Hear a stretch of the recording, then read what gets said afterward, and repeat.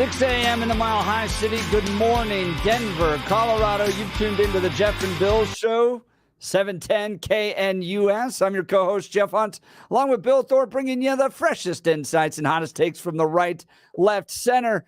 Sometimes pretty crazy, and apparently enough to get on. Next with Kyle Clark. We're going to talk about that in just a second. It's a little Friday hit piece by Kyle Clark.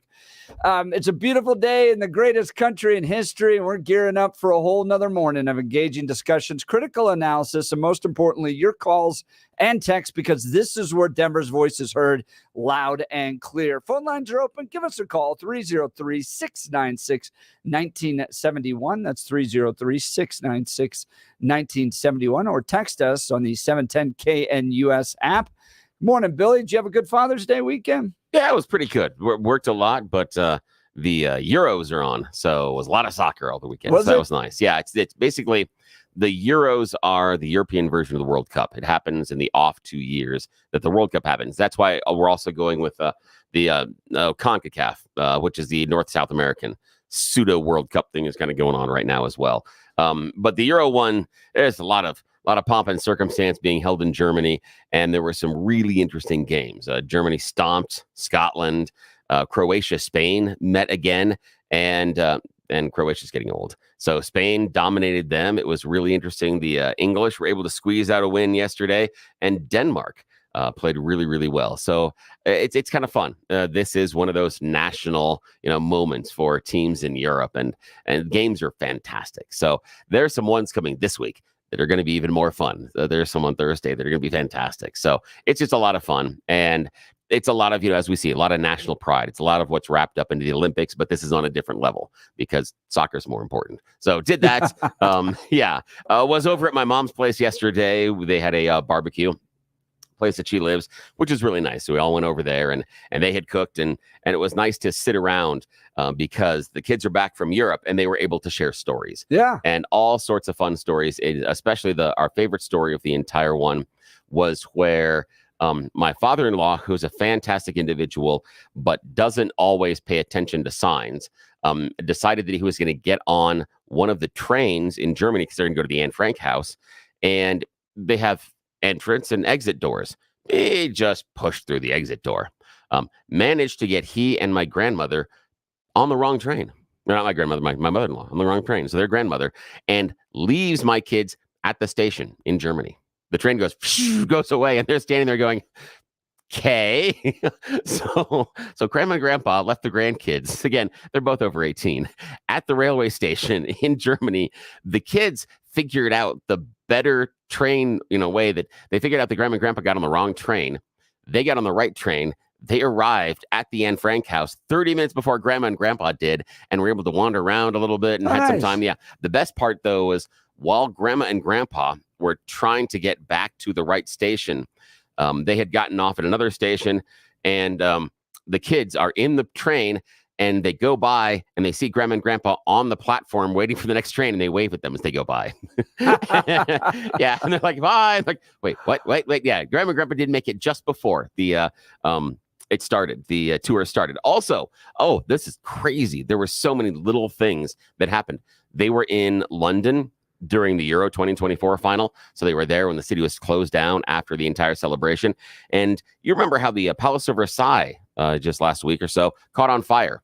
They were there. Wow. Yeah, they were there. They were in the room that caught on fire 10 minutes before the fire started. They had just left the palace when the fire broke out. Seems a little sus. It does. As the kids say these I was days. telling them. I was like, you're telling me you were involved in something? They're like, no. So, I mean, those are just some of the stories they were able to tell. And it was nice for my mom to be able to hear that. So they just sat around, and it was just it was a nice little lunch where the kids got to share stories of Europe with grandma. Yeah. How was yours? Fantastic. Yeah. What did you do for Father's Day? I know you did go rafting. Hung around the pool.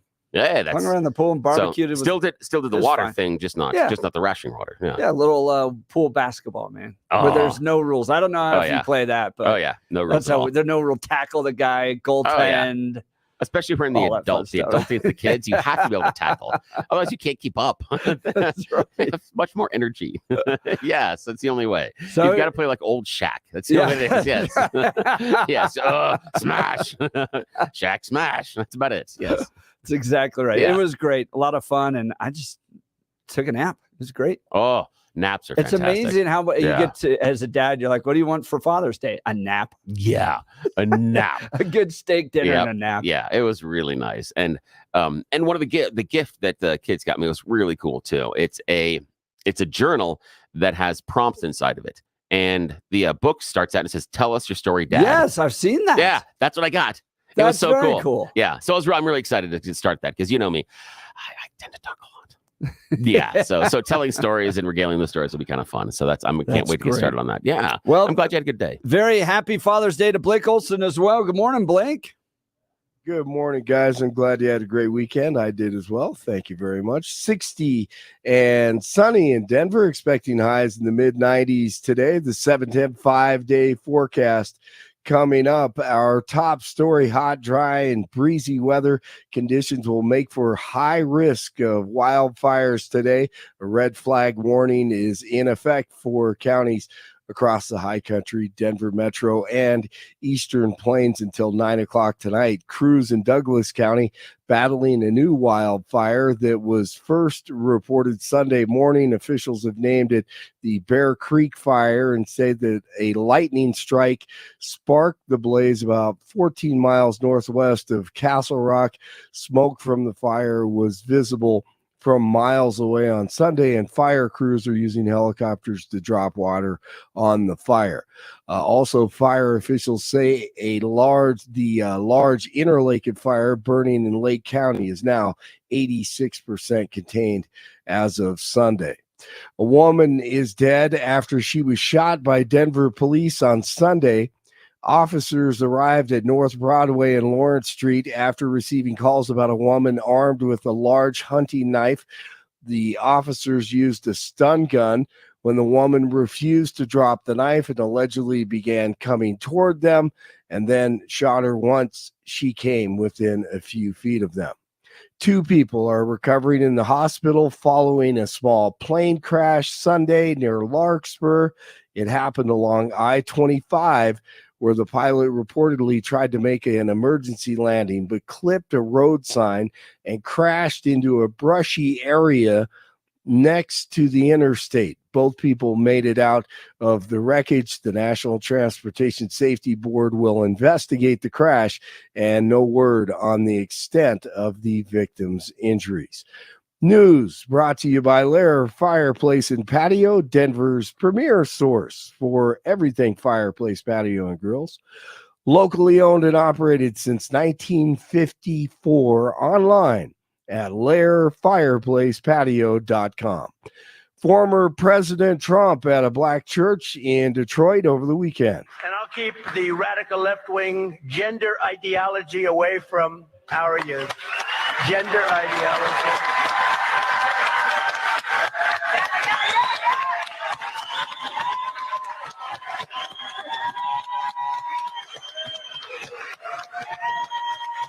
Wow.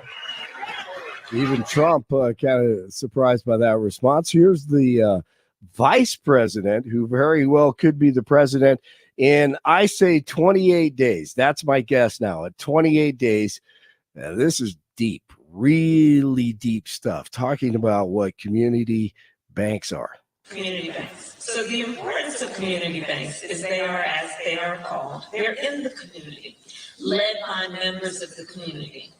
They are people who understand the capacity of the community, the needs of the community, the culture of the community. Man, thank goodness we have her.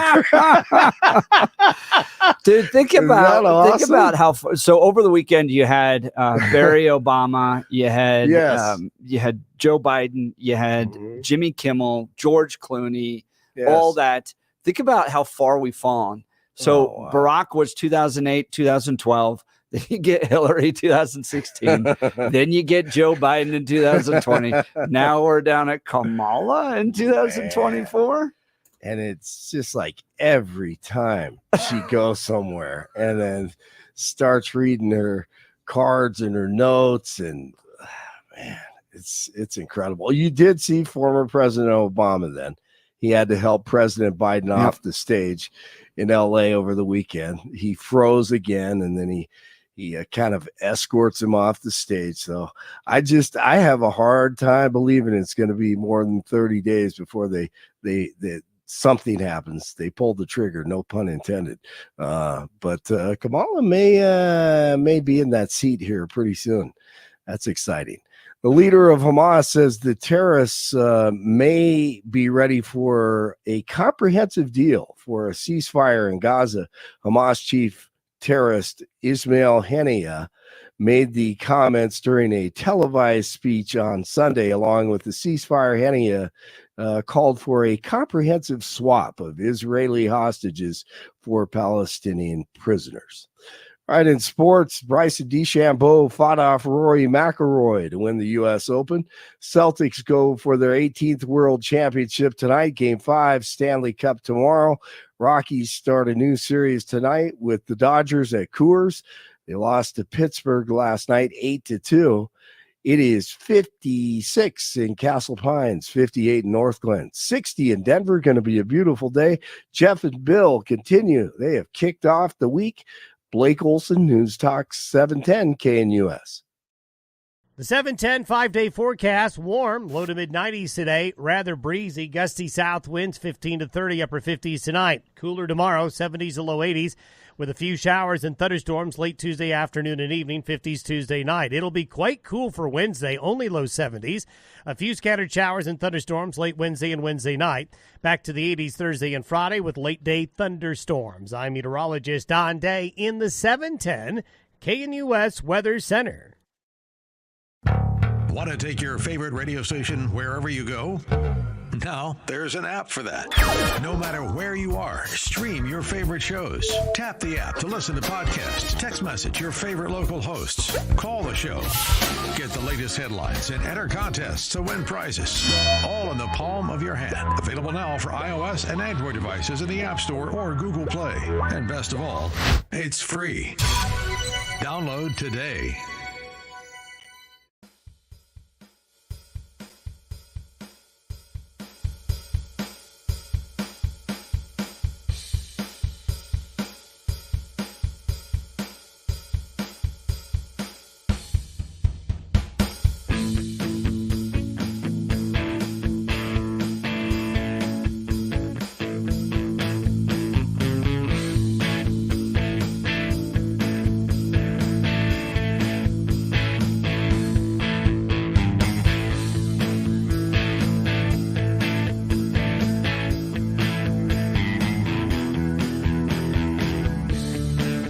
Got a great show for you coming up today. You're going to want to stick with us for all 4 hours. We're going to be diving into the news here. I'm going to respond to Kyle Clark and his show on Friday. In the 8 o'clock hour, John Corbliss is going to join us. Very powerful story. He's going to join us in studio. He works here. Received an award recently. Who is that from, Billy? Who did you receive the award from? Oh, I don't remember. I can't remember. Yeah, it was an organization that basically his ability to kind of pull himself up by his bootstraps. Yeah, it's like a Second Chance Foundation kind of a thing. Yeah, but I forgot the actual name. And he works with us here at 710 KNUS. Is going to tell us a little bit of his background and his story. And then 9 o'clock, Valdamar Archuleta is going to join us. Val's the Republican candidate for Congressional District 1. He's the leader of the Log Cabin Republicans, and we're going to have him respond to Dave Willaims.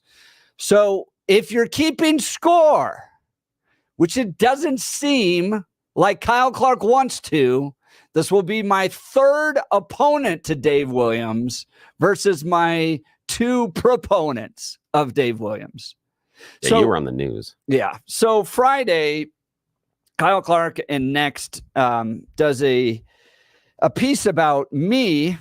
Billy, you stayed out of that one. Yeah, I know. And it's odd when you think controversy. It's normally my purview. But no, it was you. Yeah. So it says, I've been cheering on Dave Willaims on this show. Yeah. Now, you and I on Friday talked about this unique dynamic that takes place in politics where if you don't hate my opponent as much as I do, you're clearly for them. Yeah. And I run into it on both sides all the time. Oh, yeah, all the time. And I'm just going, well, hold on a second. So what did Kyle Clark say? Yeah, Kyle Clark basically said that Jeff loves Dave Willaims, is a super supporter, would love to actually end up in a gay marriage with him, and is maybe considering becoming a drag show proponent. No, I'm kidding. Basically, it was the comments aren't that far off. Not quite. No, it isn't, because Kyle basically said that you were having this love fest over Dave Willaims and leading the party, and the fact that he still is controversial and saying things that people don't agree with, and that's okay, and that we were celebrating the fact that he had managed to survive the people coming for his leadership role. And that wasn't true at all. The idea was that we very accurately allowed both sides their time to talk, and then when Dave survived, allowed him the space to spike the football into the touchdown dance. In fact, this is the weird part. I had 3 people in my life over the weekend between Friday and Sunday morning ask me directly when Dave said some stuff about the LGBTQ community during our conversation, why I didn't press him on it. And I said, that's not why he was on the show. He deserved this moment for what happened. And that's what we were talking about. And yes, he can wrap those in, but did I need to start a disagreement or an argument with him over that at that point? No, because, and here's the part, and this is why this show is going to work, and this is why Kyle Clark, in part that you pointed out, doesn't get it, that we are going to allow in those conversations those individuals to have that space. I don't have to fight with everybody all the time. There are times in which we're having a political discussion and they bring up an issue, and if it's a pain point or something I want to go after, I will.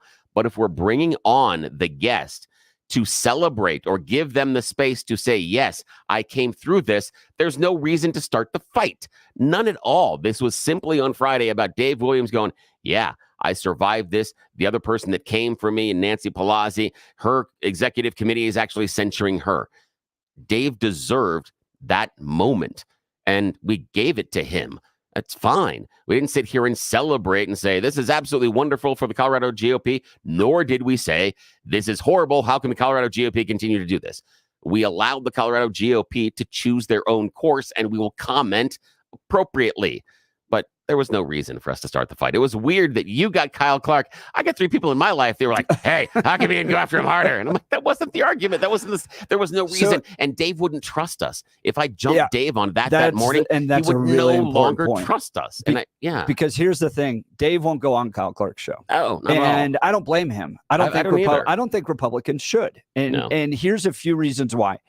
I was in a kind of leadership role. Well, I mean, I ran the Centennial Institute for 8 years, and I would go on a number of media outlets. And there was one in particular that used to have a show on the station. Yeah. Who would utilize his show to beat you into the ground on a policy issue he disagreed with. Yeah. Right. And so he would invite you on to talk about it. Craig Silverman. He'd invite you on to talk about an issue like, Jeff, let's talk about the pro-life issue. Yeah. Then I would come on and he would switch the topics to Second Amendment. So you're not prepared for the discussion at all. And then he would disagree so passionately with you when it comes to Second Amendment issues. He'd use it to beat you into the ground. Guess how many times I came back on his show? After the first time, 0. Right. Because fool me once, shame on you. Fool me twice, shame on me. I got that right, George W. Bush. So, so there's an element of you want to have tough conversations, which, Bill, to your credit, you are really good at. Earlier this week, if Kyle had any brains as a journalist, he would have gone back to when you had a conversation with Ted Harvey 48 hours earlier. Yes. And you two went at each other over this particular issue. And Dave and I went at it hard when he came on defending the email. Hard. A week earlier, which was almost 1 week earlier. Oh, and on a side note, I think I confused Dave a little bit on Friday morning because I congratulated him on surviving the leadership challenge. And I said, thank you for coming on the show. And he went, thank you. And again, because it's not personal. I mean, I can go at Dave after that issue. I don't want anything ill to happen to his family. And again, when he or his job, and when he comes on here and he survives a leadership challenge, I don't have to go back to the email. We had the conversation about him surviving the leadership challenge. He should be allowed to say what it was about, talk about it, and then talk about how he came through it on the other end. Yes, absolutely. That was the conversation. But that wasn't enough for Kyle Clark. So I pointed this out on Twitter to Mr. Clark that I have had both sides of this controversy on my show. Yeah. Yeah, we started with Nancy. Has he had both sides? No, that's not how You they roll. are the lead journalist and arguably the lead editorial mind at the largest, most watched television station in Colorado. I've had both sides of this controversy on my show. Kyle Clark, have you had both sides? Yeah. And what he will say is, it's not my job to have both sides. And so he's tweeted about this both sidesism. I don't engage in both sidesism. Well, then let's have a conversation about where Channel 9 has gone. If you're not willing to host somebody because you so passionately disagree with them, you think, Kyle Clark thinks that Dave Willaims is a bigot who should be forced out of office and he's going to use his platform to do so. Well, then let's talk about the direction of Channel 9, because that's not the Channel 9 that I grew up with. That's not the Ed Sardella. That's not the Adele Arakawa. That is a fundamental shift in what your program is doing. And I think it's very fair to critique that. It's very fair to have that conversation about what happened to Channel 9. You go back to the debate. Let's go back to the Channel 9 debate for Congressional District 4 with Lauren Boebert, Richard Holtorf, Mike Lynch, Jerry Sonnenberg, Peter Yu, Deborah Flora, all there. Yeah. It was not a substantive debate. It wasn't. They didn't cover issues of Ukraine. They didn't cover issues of Israel. Yeah. They didn't cover energy in the state of Colorado. What you got was 1 hour of personal gotcha moments that appeal well to Jimmy Kimmel. Yeah. All right. So, Kyle, don't blame you. You got promoted by Jimmy Kimmel. That's big. That's huge. Congratulations. Where was Jimmy Kimmel this weekend? Oh, he was hanging out with Biden. Yeah. He was doing a Biden thing. Yeah. So that's where we are with Channel 9. That's where we are, where you're going to host a debate. You skip the substantive issues to get into personal attacks. You get lauded by a guy who spent his weekend with Joe Biden and Barack Obama. Fine. I don't blame you. Look, that's what MSNBC is. That's what CNN is these days. I don't blame you. There's an audience for it. But for those of us that grew up in Colorado and tuned to Channel 9 as the top delivering organization of truth, of high quality journalism, that's where I get frustrated. Yeah. The story for me, the frustration, I feel and I agree with a lot of your frustration. The story for me lacked a bit of context. I know there was some in there. They did throw in that Nancy Pelosi's been censured by the executive committee. Right. But there's a little bit larger, more interesting story there. And they could have also reached back and used some audio from Nancy on our show earlier in the week explaining the why. It really was with Kyle. The story was, look, people in talk radio and people that have podcasts are celebrating the fact that Dave Willaims is still the head of the GOP party. So I'm looking at that guy. Wow, that's a revelation that members of conservative media might be happy that the guy is still in charge of the Colorado GOP. That's strange. That's real. I mean, just the premise for me was very weird. The premise for me seemed more about, hey, look, these guys still like this crazy person. That's the point. Exactly. And that's what really kind of rubbed me wrong based on the story. Is it seemed to be a news story. Well, okay, let me back that up. It seemed to be a personal opinion masquerading as a news story. That exactly right. In order to make it a news story, there needed to be a wider and broader context. But this was just, hey, crazy radio and podcast people are promoting the guy that we don't like. That's really what it was. It was, you already know that this guy's a kook. Dave Williams is who they were saying. So now here are other people that support him. It's just all it was. And it's a fairly worthless journalistic endeavor. There are better ways to do it. And again, context. You give me the context of the story. Give me what happened. And the most interesting part, if you're talking about, oh my gosh, again, this would play into Kyle's narrative of the Colorado GOP has no idea what they're doing and they're crazy, would be they kept this guy and the person that challenged is now being told they can't talk. And we talked about it on Friday. Right. She can't talk to us. How good would it have been for Kyle Clark to at least have been able to do the little bit of journalistic work and say, we reached out to Nancy Pelosi, but because of the executive committee, she can't talk to us. That's a much better and adds a layer of sizzle and sexiness to that story that it would have allowed a larger context. Yes, do you remember did. on Friday where like Nancy break this? Yes. I don't agree with it. No. You got to ban one of your own members from going talking to the media? Do to me? Yeah. I don't remember the party. Yeah.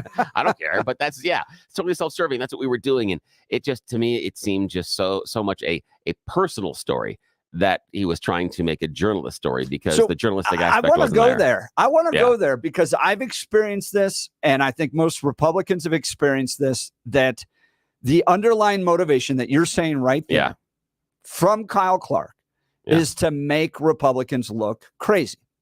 Okay? At times, absolutely. Now the response is, well, they're the ones doing it to themselves, and he's just highlighting it. They're a bunch of nuts anyways. If all you have to do is turn on the camera, you don't have a defense. But still, but we'll continue. That's a fair critique. But again, in this situation, this is what I've run to over and over again. The substantive discussion taking place, the policy discussion, is ignored for gotcha efforts to make conservatives look crazy. And I'll give you 3 examples of this that have happened to me by Kyle Clark. Okay. Now, when I first became the director of the Centennial Institute, wanted to have a positive relationship with the guy. I pretty much am on good terms with just about every journalist out there. Yeah. And I honestly, I don't care if they write things about me, so long as they're truthful. Yeah. Right. So Westward, for instance, I'll do an interview any day with Westward. Oh, yeah. Even Colorado Times Politics. Heidi Beadle. I saw at the Republican event, Heidi was trying to sneak a picture. And I said, Heidi, come on over here. Come on over. Shake my hand. Nice to meet you. I know we have fundamental worldview differences. I don't care about that so long as you tell the truth in your reporting. Yeah, exactly. So when I first became the director of the Centennial Institute, Kyle Clark had a baby. We sent to Channel 9 a onesie from CCU. Aww. Congratulations. This is a big moment in your life. Want to just wish you the very best. Yeah. His dog died around that same time. Sent condolences to him. Sorry. I know how important a dog is to you. Right? Just trying to keep lines of communication open. And then it pivoted on comprehensive sex education. And the Democrats were running a bill, essentially written by Planned Parenthood, that was going to force comprehensive sex education on the entire state of Colorado. And we went to war. This is the few times we got to go fully unleashed down at the state capitol. And a full lobbying effort, big effort like that. And I made the statement that the original bill banned the teaching of traditional family values. It literally did. And Kyle Clark just responded and said, no, it doesn't. And I read the portion of the bill back on Twitter, filmed myself going, Kyle, this is where it actually says. I read it. Yeah. And no retraction, no response, none of that stuff. Just as straight. And so that was the first time I was like, that's weird. Yeah. I just literally showed him in the bill. Yeah. And he at least could have come back and said, I don't view it that way because he could have a totally different interpretation of it and say, oh, I disagree with this. I don't think this is the conclusions. I think you're drawing spurious conclusions. Yeah. That would be the way to continue the discussion if you felt there was some sort of a discussion or anything else. But not how it went. Nothing. Just totally radio silence. We moved on to the next issue. So that's where I'm kind of like, well, that's a little weird. Then following, I think it was the 2020 election, I said that Colorado was rejecting Christian leadership. We were moving into a neo-Marxist kind of worldview that's going to result, from my opinion, in more death, more suffering, more crime, more pain, all that stuff for the state of Colorado. Neo-Marxism, right? And back then, Yoram Hazony's book had just come out that the Democrat Party was shifting. Yeah. We've gone from the old school Democrats to kind of a new Marxist level. What I mean by that is just the notion that everything is oppressor versus oppressed. Okay.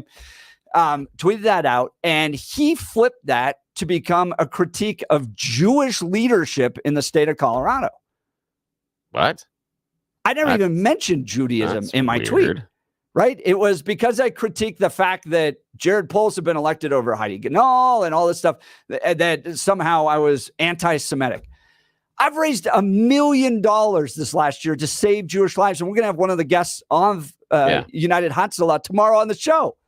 Yeah. So he took a critique of neo-Marxism versus Christianity, and rather than engaging the substance of it, labeled me an anti-Semite and then pushed it out there. And I'm like, the heck? Oh, so that's when I blocked him, because I got so frustrated over what had happened that I'm like, this guy is literally taking any effort to have a substantive policy debate and just name call. Yeah, because the idea being that is he saying that the Jewish leaders in the state are neo-Marxist? If you're calling out neo-Marxist, no, he didn't even say that. I know, but if he's saying that you're being but if you're saying he's anti-Semitic, that would have been the response. Like, wait a minute. Are you saying that our Jewish leaders here in the state are neo-Marxist? They may be very curious about that because I didn't mention them, but he makes that leap of logic. I would have loved to have had that discussion. Yeah, but the AG has, Phil Weiser, Jared Polis, Jenna Griswold, are they embracing neo-Marxism? Yeah. And how does that relate with their Judaism and all that? Yeah. Fine, that's a fine conversation, exactly. But to just label somebody.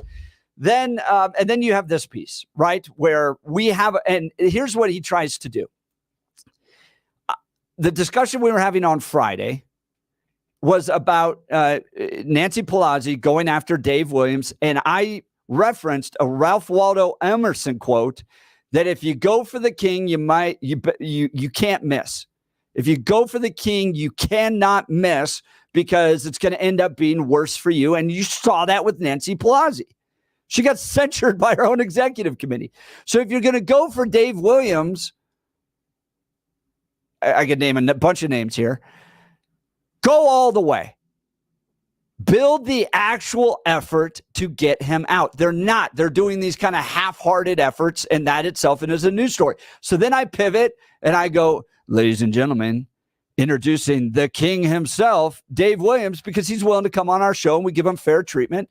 Because I called him the king, Kyle Clark is saying I am somehow celebrating. He uses that word, celebrating Dave Williams. Yeah, and not understanding the reference that we were making, which again, if it's because he didn't listen to the piece at all. Yeah, I would assume that Kyle's at least familiar with Game of Thrones because they use that all the time. I mean, it's it's way back. I think the whole phrase actually gets very Machiavellian, but the idea is expressed in Game of Thrones, very popular show. I'm sure that he's seen it or is at least familiar with it, if not a fan. So he should have understood the reference, or at least the other part is that the producers inside of the show should have gone 5 minutes before, 5 minutes after that conversation to see some of the context in which we're having them on. But that's okay. That just takes extra time. Maybe they didn't have the time, or maybe the intern was busy. So we're happy to have Kyle on the show. Oh, heck yeah. Kyle is happy. We're welcome to have him on the show. We're going to have a serious conversation because I don't know if you saw over the weekend, Channel 9 is up to be sued over their liability to I didn't see that. The Lee Keltner situation. Oh, are they? Yeah. I was wondering when that was going to come around, because of course it would be. I mean, it has to be based on they can't abdicate their responsibility of who they hire based on personal protection. Yes. They do have a responsibility to make sure that the person that they hire is licensed, properly trained, regardless of the fact that they go through whatever agency it is in any way, shape, or form. They do have that responsibility. Yep. Yeah. And I will ask Kyle about that. I'm surprised. I'm surprised it's taken this long. It went to the appeals court. Okay. And it was a 3-judge panel on Friday that approved it. And so it's not Lee Keltner's family. It's the guy that was standing next to him can now sue Channel 9. The guy that was, if you watch the video, he's trying to stop the violence. He's wearing a white hat and kind of an older gentleman. So he can now sue, and he's moving forward with it. Nice. So I'm really curious about that one because there's so many questions about that. So many. Kyle, you're welcome to come on. I'd like a chance to be able to talk with you about the nature of journalism, about what you've done with Channel 9, whether or not you think that's good. Hey, you're still the most watched. I'll give you that. You're still the most watched, but I know a lot of conservatives, including myself, that won't watch Channel 9 anymore. Yeah. And they've made that choice. I mean, they made that editorial choice, right, and you can see it based on, again, I play these news games all the time, and I do it on local and national levels.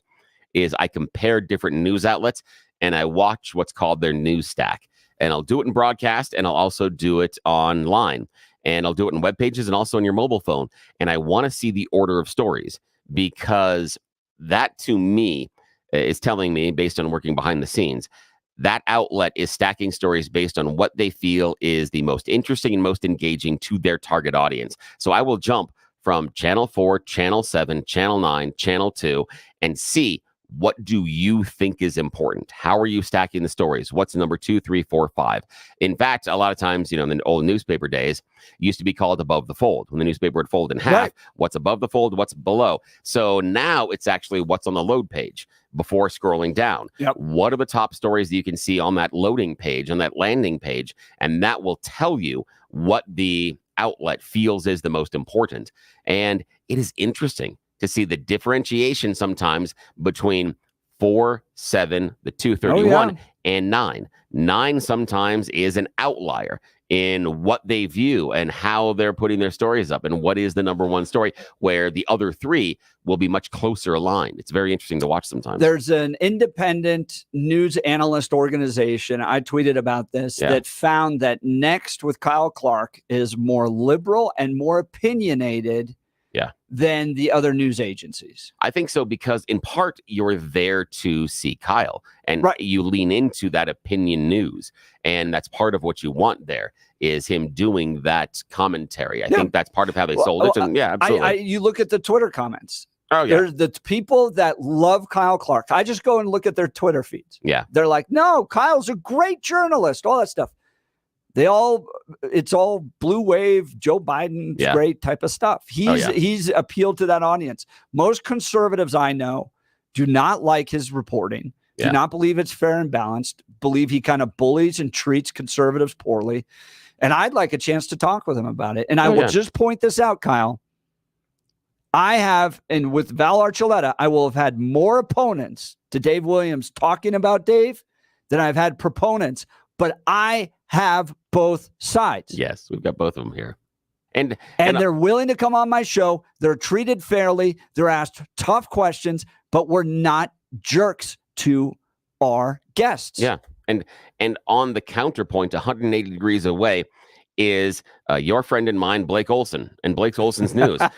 Blake Olson's news, he is not here as a journalist. He is here for news and commentary. We are open about that. That's why we good looks. Yes, exactly. That's why we call it Blake Olson News, because we want his personality inside of the newscast.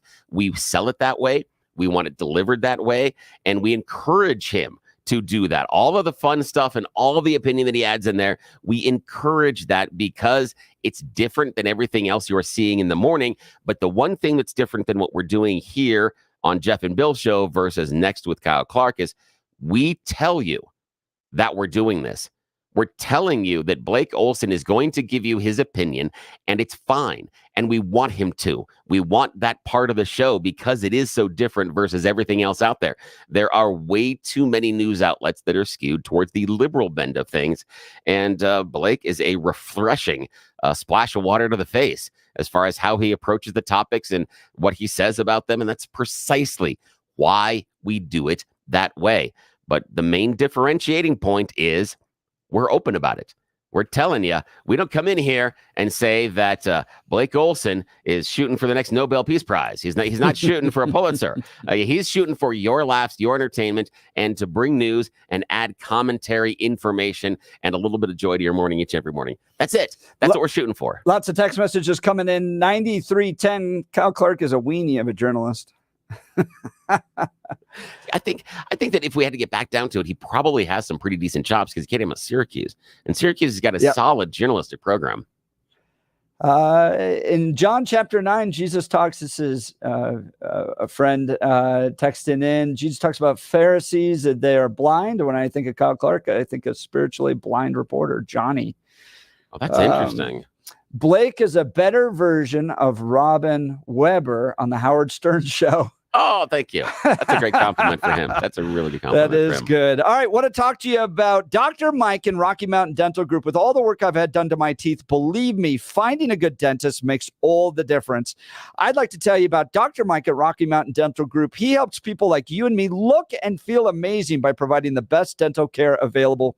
See for yourself all the 5-star reviews at RockyMountainDentalGroup.com. Here's one. I've been going there for 20 years. Dr. Mike and his entire staff are outstanding. I like the fact that the same person always cleans my teeth. If you need an awesome dentist, Dr. Mike is your guy. If your gums are receding, it's critical to address this issue promptly. Dr. Mike is a top-tier expert in the Chow pinhole surgical technique. This method requires no cutting, no sutures, and virtually no downtime. The procedure involves making just a small hole in the tissue and gently repositioning the gums. Schedule a free consultation with Dr. Mike to discover the benefits of this revolutionary procedure. Call 303-233-1335 or visit RockyMountainDentalGroup.com. That's RockyMountainDentalGroup.com to book your free consultation today. All right, we'll continue with your calls and texts. Give us a call, 303-696-1971. You're listening to The Jeff and Bill Show. News Talk 710, KNUS. At this hour in Berlin, I'm Trent Murray, and here are the top stories we're following. US President Joe Biden has once again sounded the alarm about the dangers of a second Trump presidency at a Los Angeles fundraiser over the weekend. It was hosted by his predecessor Barack Obama and raised over $30 million. Jagriti Dave has more. Julia Roberts, George Clooney, Barbara Streisand. These are just some of the A-listers in the audience listening to Joe Biden's warnings about the future of the Supreme Court under Donald Trump. He described the court as out of kilter. He also said it was outrageous that Donald Trump is, quote, literally saying if he doesn't win, there'll be a bloodbath. The Biden campaign is calling the event the largest Democratic fundraiser in history, although Donald Trump is catching up to Joe Biden with his fundraising activities in recent weeks and is being backed by a number of billionaires. 2 people have died and 14 others have been wounded after a shooting at a Juneteenth celebration in Texas. Police were called around 11 p.m. Saturday night to a park in Round City. Now that's about 19 miles north of Austin.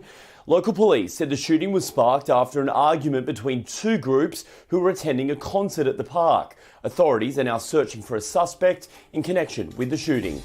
And that's what you need to know at this hour. I'm Trent Murray in Berlin on Salem News Channel.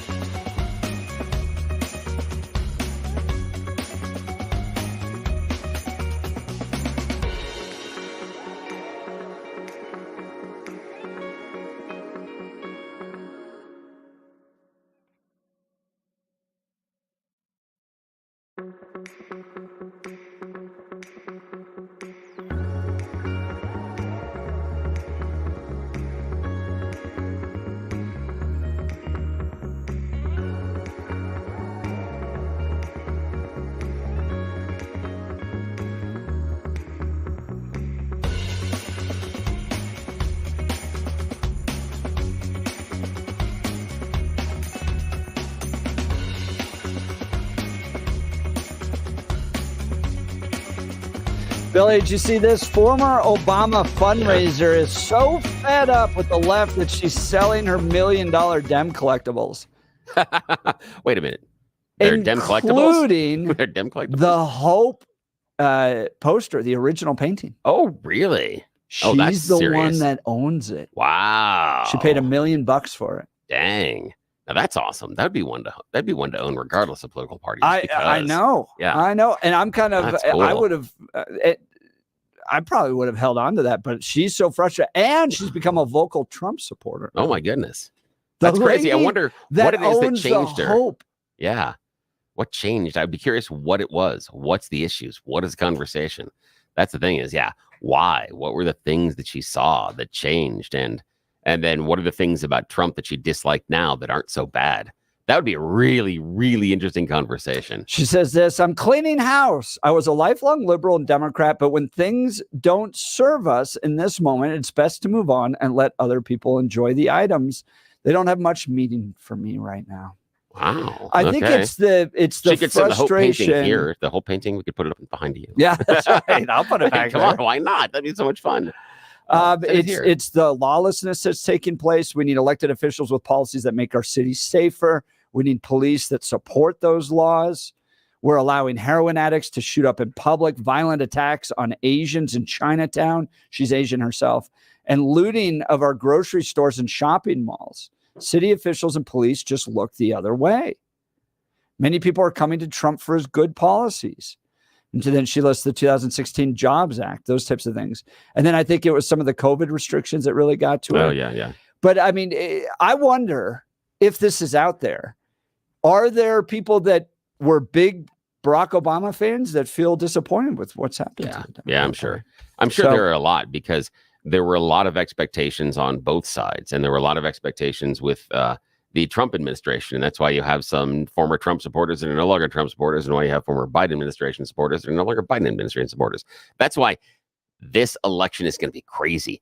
And if you think the polls tell you what's going to happen, no way in hell are the polls. They're going to give us great snapshots. That's a great point. I want to get into more of this. We're just out of time, but call us or text us. I've never switched. I've been a Republican. Always a Republican since the first time I could vote. I was liberal when I was like 16, but since I could vote, I've been a Republican. If you switch, I'd love to hear from you. 303-696-1971. Coming up next, you choose the news. You're listening to The Jeff and Bill Show. News Talk 710 KNUS.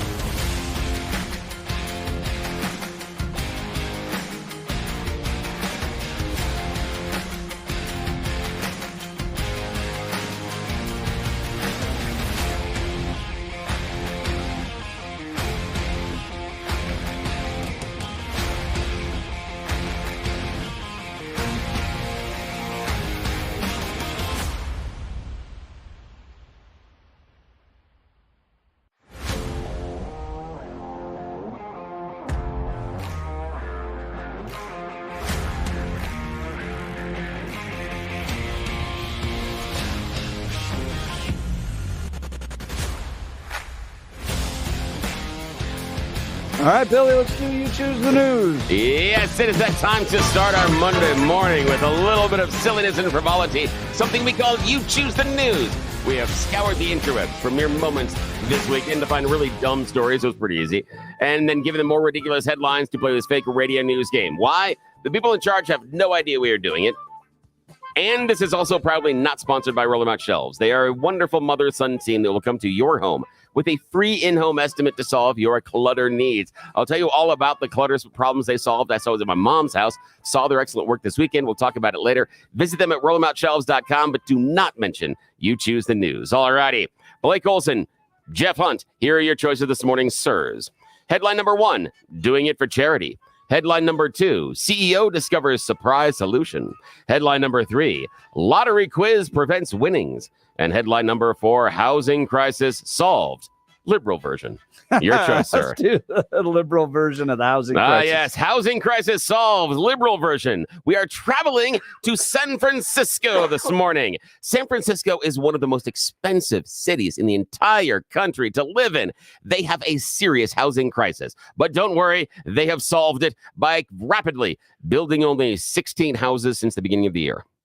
Yes, federal data shows that city authorities have permitted the construction of a grand total of 16 housing units in San Francisco, because that's going to help. Now, the city says, no, you're taking this out of context. We're actually letting people finish their basements and add additions onto their home, which is really just the city saying, we know it's too affordable and that mom and your kids have to move back inside. Suck it up, losers. That's pretty much what they're saying. So, yeah, I love the 16. fact. Yeah, 16. Wow. That's how they're solving their housing crisis. Yes, it's too expensive to live here. Let's not build any houses. To give you context, the Yeah. development I'm fighting in Elbert County is building 900. Ouch. Okay, Jeff. Sorry, Blake, your choice this morning, sir. Doing it for charity, CEO discovers surprise solution, or lottery quiz prevents winnings. Let's go with CEO discovers surprise solution. Yeah, the Billy. CEO for IKEA has discovered a surprise solution. See, since 2022, they have been shedding IKEA workers. Annually, 50% of the IKEA workers are quitting every 12 months. It's costing them $5,000 or more just to hire and retrain the workers. The IKEA bosses, I don't know what to do. So they had a meeting, and you know what they did? They now are having incredible retention rates. They are only shedding about 25% of their workforce annually because, well, they did a weird thing. They gave them raises, flexible hours, and subsidized childcare. Oh, I thought you were going to That's say weird. free meatballs. No, that would have been good too. But still, the weird thing is, wow, the workers are unhappy. Let's give them more money. Now the workers are happy. That's weird. Who would have known? Crazy. I have no idea how that works. That's very strange. It's really weird how that happens. Jeff, your final choice this morning, sir. Doing it for charity or lottery quiz prevents winnings? Lottery quiz. Yes, lottery quiz prevents winnings. We're going up to America's Hat, Canada this morning to Ontario. A young man is trying to claim his $1,000 lottery prize, but lottery officials say no, because you can't pass the quiz. What's the quiz? He has to tell them where he bought the ticket. They can't cross-reference where he bought the ticket. If you can't tell them where he bought the ticket, they're not going to give him the money. That's just stupid. It seems like they're just trying not to give him the money. Okay, that's it. That's all. That's the end of You Choose the News. Thank you so much for playing along. Back to you, sir. All right. When we come back, we're going to discuss this Michigan shooting. You're not going to want to miss it. You're listening to the Jeff and Bill Show. News Talk 710 KNUS.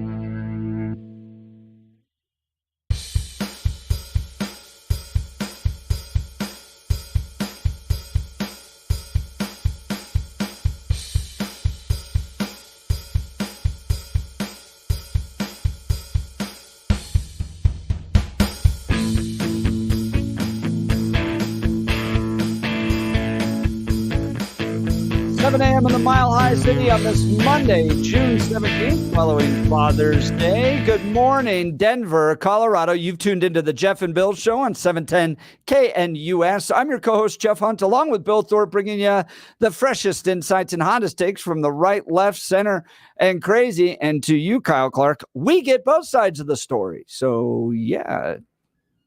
Come join us. Let's talk about it. It's a beautiful day in the greatest country in history. We're gearing up for a whole nother morning of engaging discussions, critical analysis, and most importantly, your calls and texts, because this is where Denver's voice is heard loud and clear. So grab your coffee, Denver, and let's dive into the issues that matter most to you right here, right now. Some breaking news happening over the weekend. We're going to jump into Rachel Morin. She was the mom of 5 that was raped and murdered by an illegal immigrant. They caught the guy on Saturday. Victor Martinez Hernandez, 23, was arrested. We'll get into that. Some powerful audio coming from the sheriff directed to Joe Biden and members of Congress. You're not going to want to miss that. And then we'll cover the shooting that took place in Michigan over the weekend. This dude just pulled up and with a 9mm Glock just started shooting kids at a splash pad. Yeah. At a splash pad. You seriously can't go anymore. Anymore anymore. No. And the you can't thing go is, to the grocery store. and I haven't seen anything theaters. as far as how the gentleman open fired was connected to anybody at the splash park. That was the thing, is they don't seem to have any connection at all. None. Just seems to be random chaos, which is even more disconcerting. He That's drove even like a more mile scary. from his house. Yeah. Just pulled up, emptied 3 different clips into a splash pad, wounded 9, including some kids seriously. Yeah. And then just got back in his car and drove home. Yeah. There was one family where mom's in critical, youngest boy died, older boy. Did he pass away? I didn't see that. I thought he did. Maybe not. Maybe he's still in critical. I know there were. You get up early. I go to bed late. That's how this I could have missed. show works sometimes. I could have missed it and then conflated it with another story that was going, because there was another shooting that happened the weekend over as well. This guy was just a 9mm. I know. It's just crazy. Glock. So we'll cover all this and more, but let's check in on the news with Blake Olson. Good morning, Blake. Hey, good morning, Jeff and Bill. 62 and sunny in Denver, expecting highs in the mid-90s today. The 7-10 5-day forecast is coming up. Our top story: hot, dry, and breezy weather conditions will make for a high risk of wildfires today. A red flag warning is in effect for counties across the high country, Denver Metro and Eastern Plains, until 9 o'clock tonight. 11 people hospitalized following a Sunday multi-vehicle crash in Aurora. It happened along Parker Road near Cherry Creek Reservoir, where police say a speeding driver crashed into at least 4 other cars, 2 of which flipped over. Some of the injuries are reported severe. A woman is dead after she was shot by Denver police on Sunday. Officers arrived at North Broadway and Lawrence Street after receiving calls about a woman armed with a large hunting knife. Officers used a stun gun when the woman refused to drop the knife and began approaching them, and then shot her once she came within a few feet of them. Fired a number of rounds. Suspect went down. Ambulance arrived on scene in less than 2 minutes. And unfortunately, ultimately pronounced the suspect deceased. That's Chief Ron Thomas. 3 people were found shot after a Sunday morning car chase and crash in Denver. The chase began when officers spotted an SUV with bullet holes in it at 45th and Havana Street, and the pursuit ended with a crash near US 36 in Pecos. The driver, a woman, and a child inside the SUV were all found suffering from gunshot wounds, and the driver ran away from the scene to a hospital. The other 2 victims were driven to a hospital, and police haven't said how they ended up shot. A home intruder is dead after he was shot by a homeowner in Commerce City. Investigators say the suspect broke into a house along East 64th Avenue and then began attacking a man inside. The homeowner shot and killed the home invader, though he suffered serious injuries in the attack. former President Trump in Detroit over the weekend. With the help of everyone here today, we're going to win the state of Michigan this November. We're going to fire crooked Joe Biden. We are going to evict the Biden crime family from the White House, and we are going to make America great again. But here's the game the Bidens are playing right now. Hunter gets the felony gun charge, so they can say they believe in the justice system, unlike their opponent, Trump, the first lady on NBC. Well, Joe and I both respect the judicial system, and that's the bottom line. Yes, that's the bottom line. Nobody cares about the gun charge. All people care about is the influence peddling in Ukraine and compromising the country. Right, Jeff? Well, that and the minute November 6th comes around, he's getting pardoned. Come on, man. Right. Either way, absolutely. This guy wins, he pardons his son. This guy No loses, he pardons his son. Yes, sir. This is just temporary. He has the goods. He has too much on these people. No doubt. Both the Biden and Trump campaigns are agreeing to the rules for the first presidential debate of 2024. CNN announced Sunday both candidates have agreed on terms, including that microphones will be turned off during the 90-minute debate, except when it's each candidate's turn to speak. There will also be no studio audience. The debate takes place, once again, June 27th in Fonnie Willis Land, Hotlanta. Bryson DeChambeau fought off Rory McIlroy to win the U.S. Open on Sunday. The Celtics go for their 18th World Championship tonight. That would be a record setter right there. Game 5, Stanley Cup tomorrow. Rockies start a new series tonight with the Dodgers at Coors, and they lost to the Pirates last night 8-2. It's 59 in Lone Tree, 58 in Westminster, and 62 in Denver. Jeff and Bill continue on Monday morning. Blake Olson, News Talk 710 KNUS. The 710 5-day forecast, warm, low to mid-90s today, rather breezy, gusty south winds 15 to 30, upper 50s tonight. Cooler tomorrow, 70s to low 80s, with a few showers and thunderstorms late Tuesday afternoon and evening, 50s Tuesday night. It'll be quite cool for Wednesday, only low 70s. A few scattered showers and thunderstorms late Wednesday and Wednesday night. Back to the 80s Thursday and Friday with late-day thunderstorms. I'm meteorologist Don Day in the 710 KNUS Weather Center.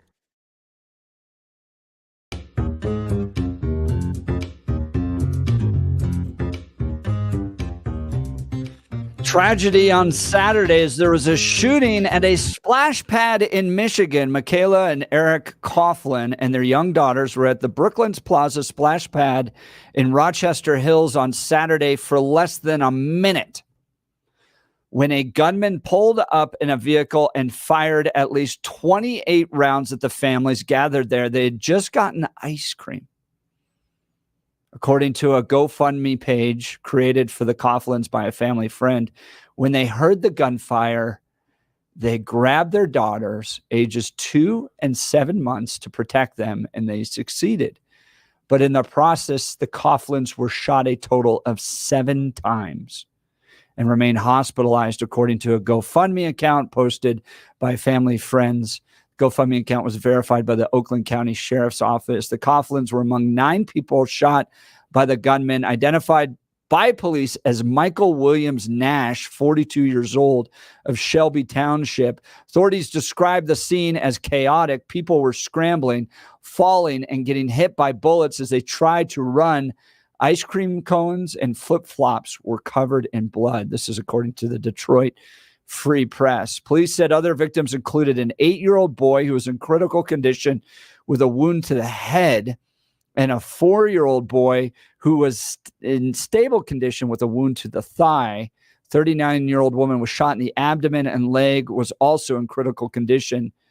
The tragedy unfolded at the Rochester Hills splash pad was just one of 3 shootings that took place in Michigan on Saturday, all in the metro Detroit area.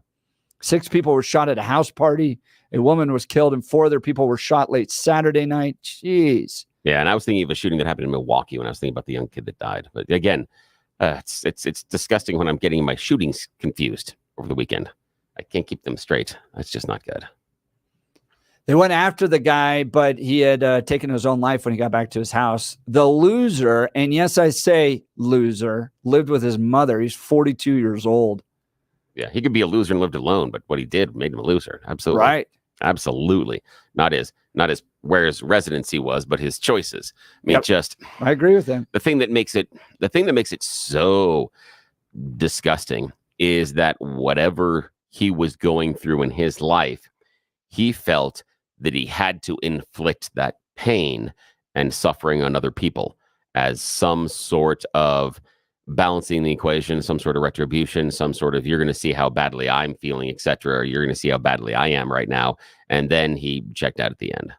Yeah, taking away our ability to have any way to bring him to justice, to find out why I was doing or anything else. I mean, it's loser, loser. I kind of appreciate the fact he did that. Not that I condone suicide at all, but I would like to get to a place of public execution with these guys. Sorry. Yeah, but the thing is, I would like them tortured. Well, I would like them publicly executed. I can see that I would too. like their heads on a pike.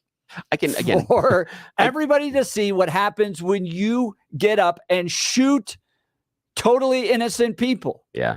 The thing is, though, that he takes away all of that, because once he kills himself, we can't even publicly execute him. So, and that's the issue, is he circumvents that. And that's, to me, the idea of not allowing, and especially for the families of the victims, not allowing that closure is really difficult emotionally, because there is no consequence on the other end for the person that did this, because they've already decided what they were going to do. What is up with these guys? When I go back and look at like Adam Lanza at Sandy Hook,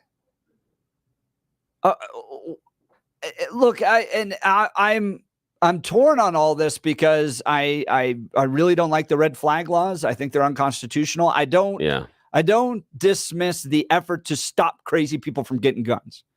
I just don't like when it's unconstitutional. So if there's other ways to figure that out, I'm okay with that.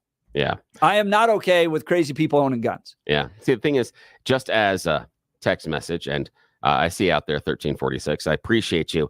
Just like I've been saying for a number of years, it's the American cover charge. This is the cover charge for American society, that we have decided that in order to participate in American culture and society, you have to allow the fact that you, friends, or family may randomly die. And it used to be just out in any sort of public situation. Now they may come rolling down your street and fire into your house. So here's just the what you have to challenge. expect. Here's the pushback I have on that. Yeah. Because it wasn't like we just invented Second Amendment rights in the mid-90s. Yeah. We've had these since the founding of our country. But I don't remember in the late 1800s people going to water parks and shooting other people innocently. Maybe that happened. But it seems to me we've had a change in our culture to where losers are able to get guns, walk up to splash pads, and kill kids with ice cream cones. Yeah. Now, why do we think that is? I mean, and this is going to be, I didn't know this conversation was going to go this direction, but it's, if we want to go this direction, it's going to. But you're right that our culture has changed. But I also think that we're missing one of the nouns in that phrase. Our gun culture has changed. How we view, how we market, what we buy based on our firearms are completely different now than when we grew up. I don't know if you ever went to a gun show or anything when you were younger, Jeff, or if they took you to any sort of an expo, if your parents did. No. And what you saw there versus what's at the current gun shows. Has it changed? I have never been to a gun show. A person, if we grab someone from the early 90s and those type of gun shows and bring them to one today, they would look at this and go, what in the hell is going on? You people are lunatics. They would be shocked. They would be appalled at what is going on and what's being marketed at the current gun shows, as far as this is what you think is going to happen. And it is a 180-degree change in what that culture is. Talk to me specifically about what that change looks like. It used to be about hunting and sport. Now it's about protection and fighting the enemy. It has changed to a very militaristic marketing tone. That's where you go. If you would go to early 90s, the AR-15, that would be a tiny, tiny, tiny table in the corner and nobody talk to those people because you're doing it wrong. We're not here to pretend to be soldier. We're not here to use those type of instruments to kill people. We're here for hunting and shooting. We want to take down the elk, the moose, the dove, the quail. That's what it is. It was more shotguns. It was more rifles. Now you go there and the star of the show is the AR-15 and all the tactical equipment possible around it. And the interesting part is this.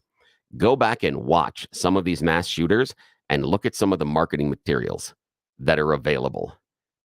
They talk about how many get from the government is coming after our guns, Second Amendment stuff, to I'm going to shoot a theater, a classroom of kids, or a splash pad.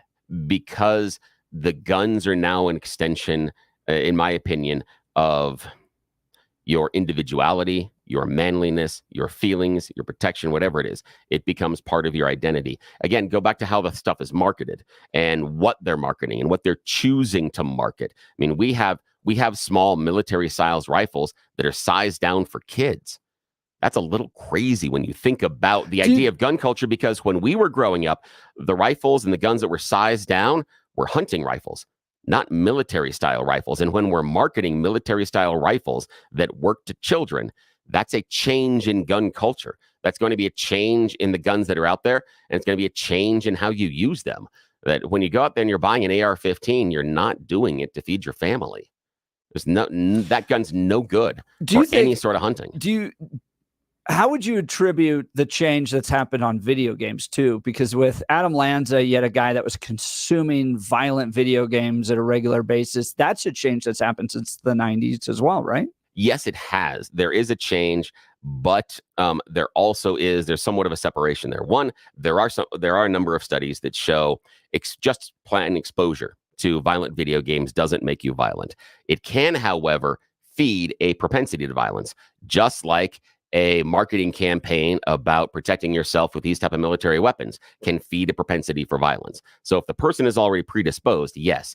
But the idea that the video games are making us violent is not borne out by other cultures, because other cultures play the same games and don't have the same levels of violence. And so it doesn't seem to be. So either the conclusion has to be that if it is the video games, the movies, the TV shows, whatever, that somehow Americans are just a special brand of crazy because you don't see those people watching those same movies, video games, films, shows elsewhere in the world have the same levels of violence. That if it was the causation, then you should have seen it elsewhere. So it seems to me that you can blame these things, changes in gun shows, changes in culture, video games, but it seems to me that these folks, like a guy that gets up and is like, I'm going to go shoot kids at a splash pad on a Saturday morning in June on Father's Day weekend when they have ice cream and they're playing around for no reason. At this point, it doesn't seem like there's a manifesto. They can't tie a motive to this. Yep. He's just freaking nuts. Yep. That seems to be the bottom line, is that there are just people that do things that are just nutty. They're just lunatics. Yep, absolutely. And we won't have the text yet. We don't have it yet, but we will soon. That will be, well, he could have done it with a knife. Yes, he could have, but that's different. Well, that's another question. Yeah. He took basically one of the most common handguns out there, a 9mm. He did have a rifle. They found it at his house. He didn't take his rifle. He just took a 9mm. Well, because and killed people. And the reason anybody that's, again, shooting based on where the target is, if he's parked in a parking lot and it's a splash pad, a rifle is ineffective based on sight lines and targeting. Rifles are for longer distances, and he's at a shorter distance. Handgun is a much better. If you're trying to inflict maximum damage at that range, handgun's much more effective. Much more effective at multiple targets, allows you to sight quicker, allows you to change targets quicker, allows you to fire quicker, much better.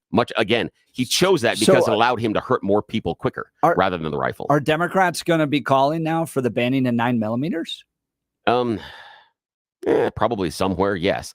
But the issue is that the question that the conversation we should be having is, yes, this man was angry and he was deranged.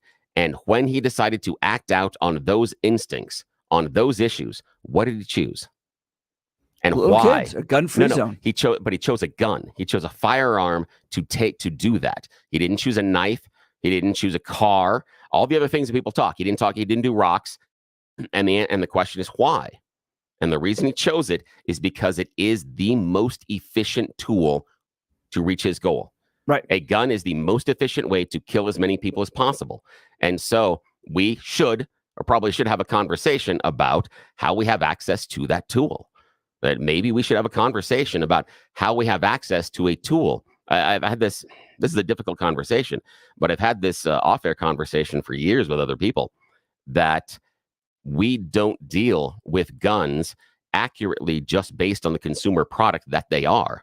If the Jeff and Bill show wanted to bring a product to the market right now, that its intended purpose was to kill another human being as quickly as possible, there would be a lot of questions, regulations, rules about what that product is, where it would be sold, who would be allowed to buy it, how it would be distributed, how it would be marketed, who could see it, who could touch it, who was going to be able to own it. There'd be all these questions. That is the purpose of a gun. If you do not make a firearm that kills your intended target, whatever it is, as quickly as possible, your gun sucks. That's what you're doing as a product. And so until we deal with it as that type of a consumer product, we're not going to be honest in the conversation. I'm not someone that wants to take guns in any way, shape, or form. We just refuse to have an open and logical conversation about what guns are, what they do in a society, and who should have them. Text message from Andrew. I have to disagree with Bill on this, which is rare, but I remember having a lot of kid-sized toy guns that were modeled after Army machine guns, and I love them.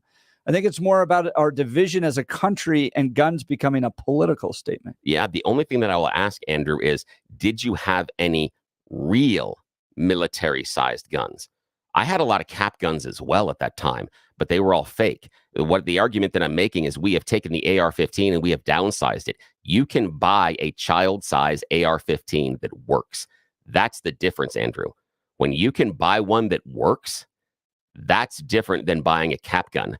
All of the pretend military guns that we had, and I went out there and I saved my money because there was a particular brand and they were spot on. They looked identical, just sized down. The M16 looked like an M16. The AK-47 looked like an AK-47. The Beretta looked like a Beretta. The Glock looked like a Glock. The Ruger looked like a Ruger. I spent every single penny I could of my allowance on those guns, saving them for weeks. They were one of my most prized possessions, but they weren't real. And that's the difference. When we're allowing the little kids to play with and use the real military-style weapons, crosses a line, in my opinion. 0261. If Jeff feels that red flag laws are non-constitutional and wants to limit restrictions on ownership, what solutions does he propose? I don't have one. I'm not one to run towards red flag laws because I think they are unconstitutional, but I'm also not of the mindset that lunatics like this should be able to purchase guns. And then the other thing I want to bring up too is these lunatics, these losers that shoot little kids at a splash pad all seem to target gun-free zones. You didn't walk into a bank. You didn't try to go to Congress where everything's heavily armed. This guy went to a gun-free zones. And are we setting up our kids for disaster by creating these? And what would have happened if somebody there was concealed carry? See, the only issue that I have there is I understand someone there being concealed carry, but I can't imagine in that chaos crossfire is going to help anything. I can't imagine that. And the other part is depending on where that person is, if someone that is there, and again, imagine that you're 30 yards away, 20 yards away, and you're trying to sight down with your handgun on the person that is in that car opening fire at the time. What if someone that is in that thing runs across your barrel? Yeah, it's definitely a concern. Yeah, there's a lot of concern I saw a video over the weekend of this dude tries to go in and rob a cell phone store in Brazil. Yeah. And he gets about 3 feet in. He pulls out his gun, and then another guy sitting at a desk out of his line of sight, concealed carry, drops him. Yeah. Threat taken out. Maybe these guys need to feel more concerned that they're going to get dropped if they do something like this. That might help them. Corey Nelson, why do you think red flags in general are unconstitutional? No amount of due process will satisfy you.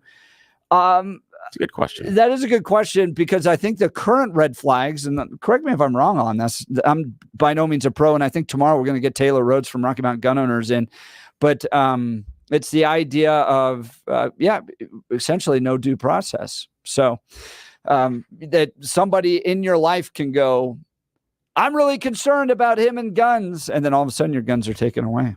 Yeah, and the only argument, you've never been convicted of a crime, and you've never had a jury of your peers. And the only argument I would say on the other side would be the restriction to your firearms is temporary in most cases, and if the concern is that you are about to deprive somebody else of their constitutional rights based on the use of your firearms, then I'm okay with you losing yours for a little bit of time. If the consequence is splash pad, that's a consequence.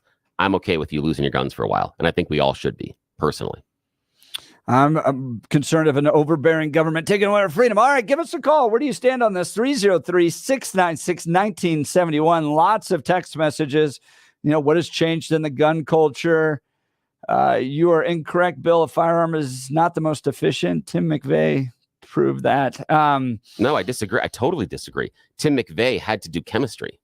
I totally disagree. Dude, I watched a fascinating documentary. Okay, but hang on today. Go ahead. Tim McVeigh had to do chemistry in a large truck in order to make that happen. A 3-year-old has enough finger pressure to fire a gun. A gun is the easier way. When a 3-year-old can kill someone with a gun, 3-year-old's not killing anybody with a giant ammonia bomb made from fertilizer. I disagree. You're wrong. Give us a call, 303-696-1971. Text us on the 710 KNUS app. By the way, Billy, I watched a documentary on Hulu about Tim McVeigh's defense attorneys and how they took the case on, the personal pressure, the amount of work that they did. That would be tough. They split in two on one important issue. What? One believes the lead defense attorney does not believe that Timothy McVeigh was the mastermind of this. Oh. The other defense attorney thinks he totally was.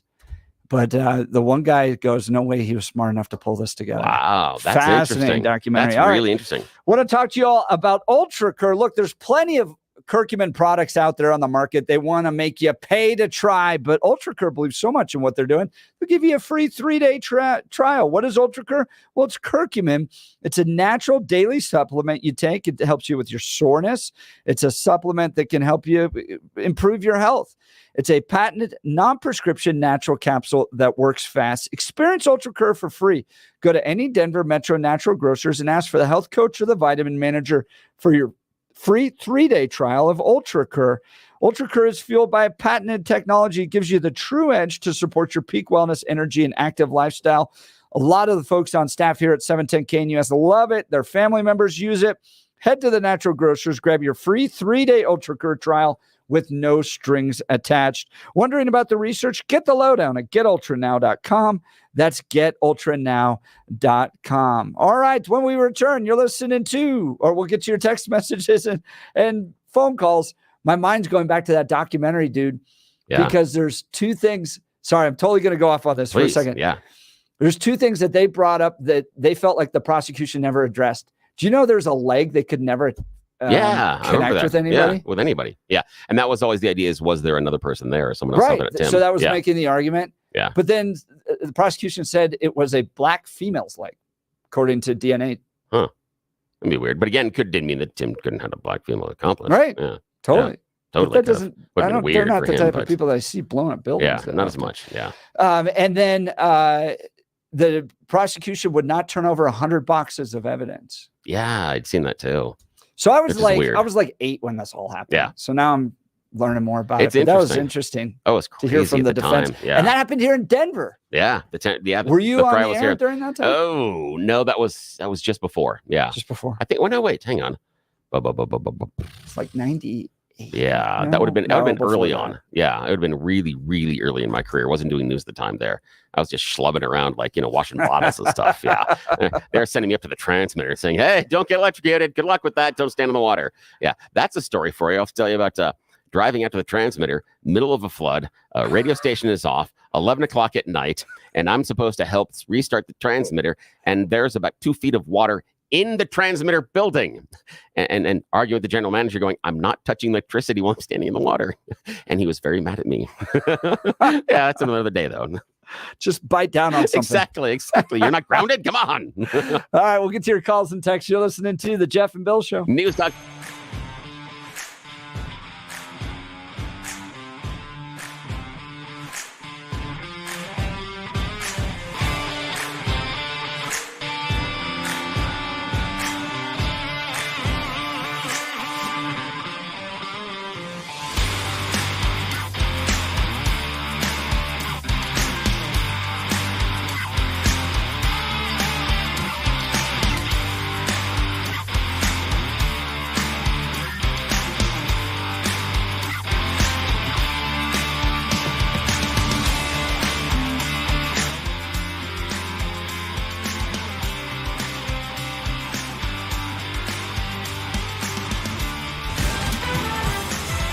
At this hour in Berlin, I'm Trent Murray, and here are the top stories we're following. An American tourist has been found dead on the Greek island of Corfu. The unnamed man was first reported missing last week and was seen in the company of 2 women who have now left the island. He was found floating in the sea near the old port of Mathraki. Meanwhile, another American vacationer remains missing on a different Greek island. 59-year-old Albert Calabet was reported missing last week after going for a solo hike in very hot conditions. Police are continuing to investigate his disappearance. The world is paying record high prices for orange juice right now, and experts say it may stay that way for a while. In New York, Haley Bianco has more. High prices are being blamed on diseases and extreme weather ravaging orange groves in some top-producing countries. In the U.S., a 12-ounce can of frozen orange juice concentrate cost an average of $4.27 in April. That's 42% more than during the same month a year earlier. As a result of steep prices, orange juice consumption has fallen 15 to 25% over the last year in major global markets, including the U.S. and the European Union. And that's what you need to know at this hour. I'm Trent Murray in Berlin on Salem News Channel.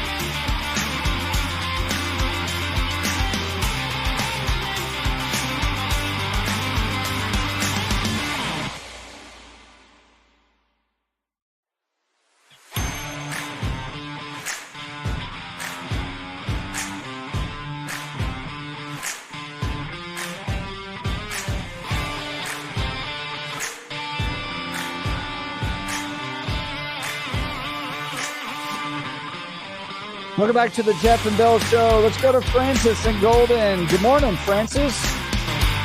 Hey, how's it going, you guys? Good. What's on your mind? Well, I was listening to you guys talking about these the gun issues, and I agree a lot with Billy here. I remember when my dad passed away, he had some kind of collectible firearms. They weren't overly collectible, but my brother and I took him down to a gun show to kind of get them appraised or looked at.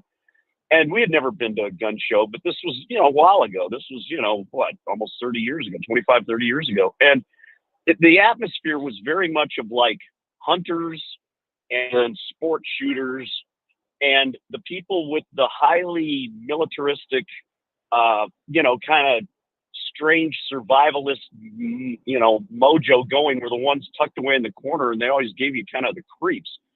And I've been to a gun show like a couple years ago, and I got an entirely different vibe. The people who were the hunters, sport shooters were the ones that were in the corners at this point. And I have a theory about it. I think that our society has kind of emasculated people. Men have been emasculated. And I think that it's a mechanism to reach out and feel like you can, kind of get your manhood back or something, to be able to buy a gun, to have a weapon, and to, I guess, maybe you feel an air of protection. I've never felt that, that protected by having a gun or anything like that. I always felt like, it's there, but it's not something that I feel overly protected by. Francis, it is my identity. Do you think it's a response, though, to growing gun control efforts out there? That look, I grew up. My family had guns, but we weren't real big into it. It was my understanding, the kind of more policy basis that the Second Amendment exists to protect people from government tyranny. It doesn't exist to help you with hunting. And so I think as that policy, and you've had recent Supreme Court decisions about this too, where the Supreme Court's had to work through this. You had Clarence Thomas on Friday coming out with decisions on bump stocks. Do you think it's in part due to the policy response of a gun control effort to take away guns, period? That's a really good question. I think the answer is yes, in part. I think it's yes, in part, because I think there is, once again, a root cause of like generalized insecurity and emasculation. And I think yes, I think there is a root cause of people saying, oh my goodness, I need to get my gun because they're going to try to take a gun. But fundamentally underlying that is you don't feel very secure. That's a problem. That's the way I view it. Is there's kind of an underlying psychological issue here that people have to think about. I want to ask you about what happened in Michigan over the weekend. You had a guy shows up to a splash pad with a 9mm. So this is just pretty much a common handgun. Shows up there, shoots 9 people, parents shielding their children, ice cream cones and flip-flops covered in blood. Just a horrific scene. The mayor even saying when he showed up, he broke into tears. What is going on that somebody would do this outside of the, growing masculine culture, that kind of conversation we're having? This guy, what do you think led this guy to do what he did? I think that he was, well, gosh, I mean, how do you profile somebody like this? Because it's just so nuts. But he had the availability of a weapon. Obviously, nobody red flagged him. And so, which is too bad, I guess. But he must have had at least some level of, I feel like I need to be armed. And then he snapped. I don't know how else you can call it. There was something brewing underneath that caused him to snap, because that is an act of just unspeakable evil to the point of insanity. I mean, I don't even know how else to describe it. It's just straight lunacy. I would have, and we've seen the videos of guys that go into churches to try to shoot people. Yeah. if someone had been a concealed carry in there, would they have been able to drop him a lot quicker? I wonder. And you make a really good point about this, Jeff. I don't know. I wonder. I think Billy's right. It would be, I think, difficult because you've got so many variables. But I wonder if this guy didn't target a water park just in anticipation that nobody would be there armed. Yeah. I mean, right. Who would think I better bring my gun to the water park in case some lunatic shows up? But, he must have had that as a target for just mass pain, mass hysteria, least likelihood of somebody taking him down. And you know what else, Francis? I'm also thinking happiness. Yeah. He's going somewhere where other families are happy, where they're enjoying. Right. He's doing it to shatter what they're doing that they find joyful and happy. Yeah, he's doing it intentionally that way. He's just evil. Yeah, absolutely. Francis, I appreciate the call. You're right. Yeah, man, right. that's and right. School shootings. Hey, thanks, man. Hope you have a good weekend, Francis, I appreciate it. We just got so many calls here I want to get through. Mary, you're on the Jeff and Bill show. Good morning, Mary. Good morning. Morning. Hold on a sec. Take you off a speaker. There. It's about to remember when I have to agree that originally guns were about the hunting, and that was a focus when I was younger. Like, I'm almost 80 now. And I bring that up because, one reason, I lose my vocabulary. So what I'm trying to say, in going back, what I'm trying to say is that remember when drugs started coming in? Yeah. That was when the big explosion, when you had all these different groups trying to get territory, buy, etc. All of a sudden, this illicit, the amount of killings that were going on, etc. And what was being used was the guns. Mm-hmm. What my frustration is about that, it goes into what you're saying now about look at how the shootings are going. I mean, it's exploded into that area. Well, then why not, if we come up with, you have a gun and you commit a crime, it's automatic death. In other words, you make the price of if you're not using it the way it was meant to be used, then there is a terrible price to pay. Yeah. No, Mary, your point right there, when you make the consequences of the action worse than any benefit you're going to get, people will stop doing it. I appreciate the call, Mary. The other thing I've noticed, and I've traveled around the world, other countries really protect their kids, really protect their kids. I remember I was staying in Russia at one point near a Jewish school in Russia. Yeah. Fully armed M16 guards standing outside those schools. Yeah. Do I want to, and you go to Israel too. They're so concerned about an attack that you basically have armed people everywhere all the time. But that's the military. And that's the issue is if that's the idea that that's a safe society, then imagine in America, would you feel safer if you had National Guard or even actual military troops on the corners of most places in and around Colorado? Would you feel safer, or would you feel like this is more like a police state? And the same thing when you're walking into a school that had armed guards around the outside. I would when love you're walking into the store. Turrets. Well, hang on outside. a sec, though. I'm talking about the child.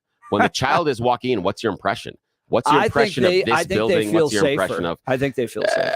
I'm not sold on that, because for me, the idea of feeling safer for a child would be the ability to walk into the school without any armed guards and not be afraid that someone's going to walk into the school and shoot all my friends. See, that would be safe. I think I wonder if that's rooted in kind of us growing up in the 80s and 90s when we didn't have to deal with it. Well, Columbine happened when I was a junior in high school. Yeah. And that was such a shock to the system that anybody would ever do that. Yeah. That now, at least as a parent, and we have armed guards at our kids' school. Yeah. Here's the thing, though. Guess who really doesn't? Everybody else on the planet. Nobody else on the planet has school shooting drills. But I just gave you an example in Russia where they're so concerned as Jewish kids. Yeah, but Russia, to me, Russia's a different example, because Russia, we cannot say is a free society. That is not an open and free society. I agree with you. So that's a real authoritarian, totalitarian rule. When we're talking about societies that are closer to us, it is England, Canada, Germany. It'd be Canada. It would be Germany, Italy, Japan. Don't they have a lot of guns in Canada? Yeah, they do, but they don't. It's not the same thing. They don't. It's not the same. The ability and ways that you get them are also different, and the culture is also different there as well. So again, we get into gun culture. Yes, their gun culture is phenomenally different than ours is. Guess what they do though? They see the same movies and they play the same video games, listen to the same music. They have the same other violent influences, but don't have the same violent results. So maybe it super isn't nice. They come out of the womb. It's Yeah. in the maple syrup. Oh, it is. Yeah. But also maybe it's not the games. Maybe it's not the music. Might not be. I want to talk to you about my friend Dan Caplis and Dan Caplis Law. I've known Dan for at least a decade. This guy is pro-life, pro-family, pro-America. He suggests that you should choose a lawyer who shares your values because who you choose to represent you in an injury case says a lot about you to everyone involved in the case. He's the son of a police officer. He's also a former seminarian and has dedicated the last 40 years of his life to helping people who are hurt in serious motor vehicle crashes. But more than that, guys, he is a titan in the courtroom. I almost said classroom. He maybe teaches as well. But in the courtroom, he is an animal who's going to defend his clients and get you what you deserve. He's believed to be the only lawyer in Colorado history to win 5 straight multi-million-dollar verdicts in Colorado crash cases. Dan is also believed to have won the largest truck crash verdict in Colorado history. Dan Caplis Law is the official law firm partner of the Denver Nuggets and the Colorado Avalanche. For serious cases, Dan accepts righteous injury cases on a percentage fee basis so that he can represent good people from all walks of life without regard to ability to pay. If you need Dan's help, give him a call, 303-770-5551, or hit dancaplisLaw.com. That's Dan, CAPLIS law.com, 303-770-5551. All right, Phil, you'll be up next. You're listening to The Jeff and Bill Show. News Talk 710, KNUS.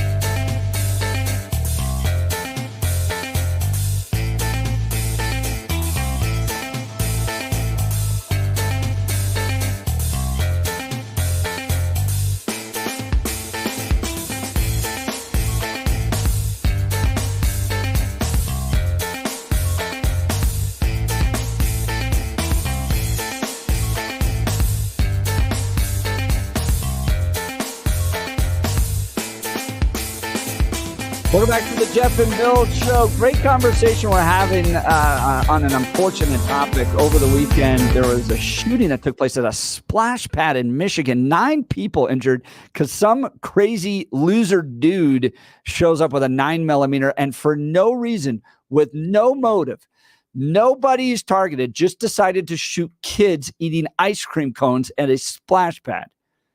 2 parents injured just trying to shield a 7-month-old. What is going on here? Let's go to the phone lines. Phil, you're on the Jeff and Bill Show. Good morning. Good morning, guys. I am an FFL holder. I have been a dealer of firearms since the 1990s. I actually set up at the Tanner Gun Show one time back in the late 90s. Wow. I used to travel to gun shows to buy old and collectible guns. That's what I deal in. But when these discussions come up, you're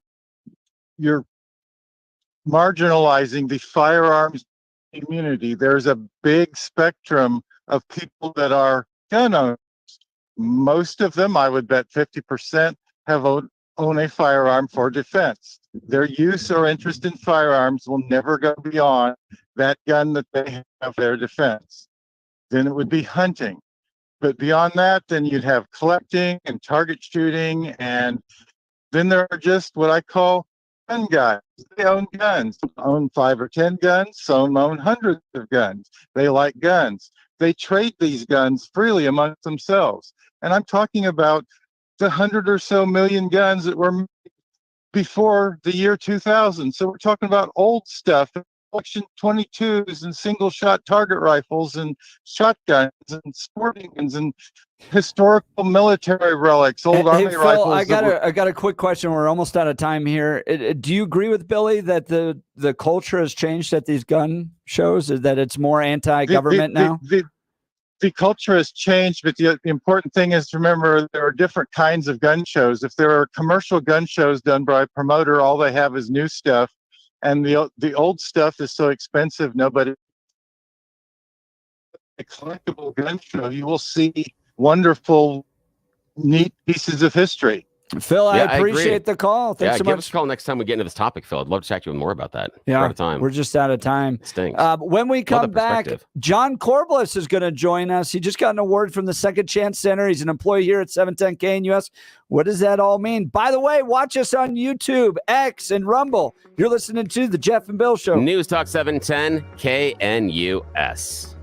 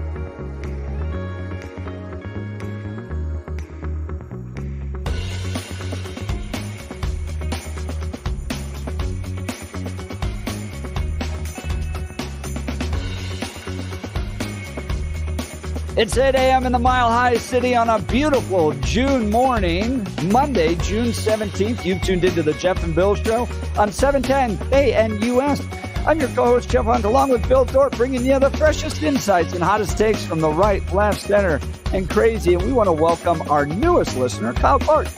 Since Friday, Morning. We know he listens to the show and watches Yes. it. So. He's got much better hair than we have, though. That's what I'm mad about.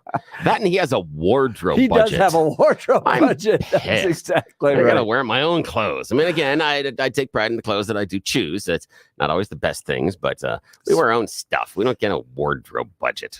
Speaking of that, you can see our beautiful faces by tuning into the YouTube, X, and Rumble accounts of 710 KNUS, or watch us online. We're actually turning this thing into a full-fledged television show. They've got better lighting coming in. Yeah. I feel bad for George.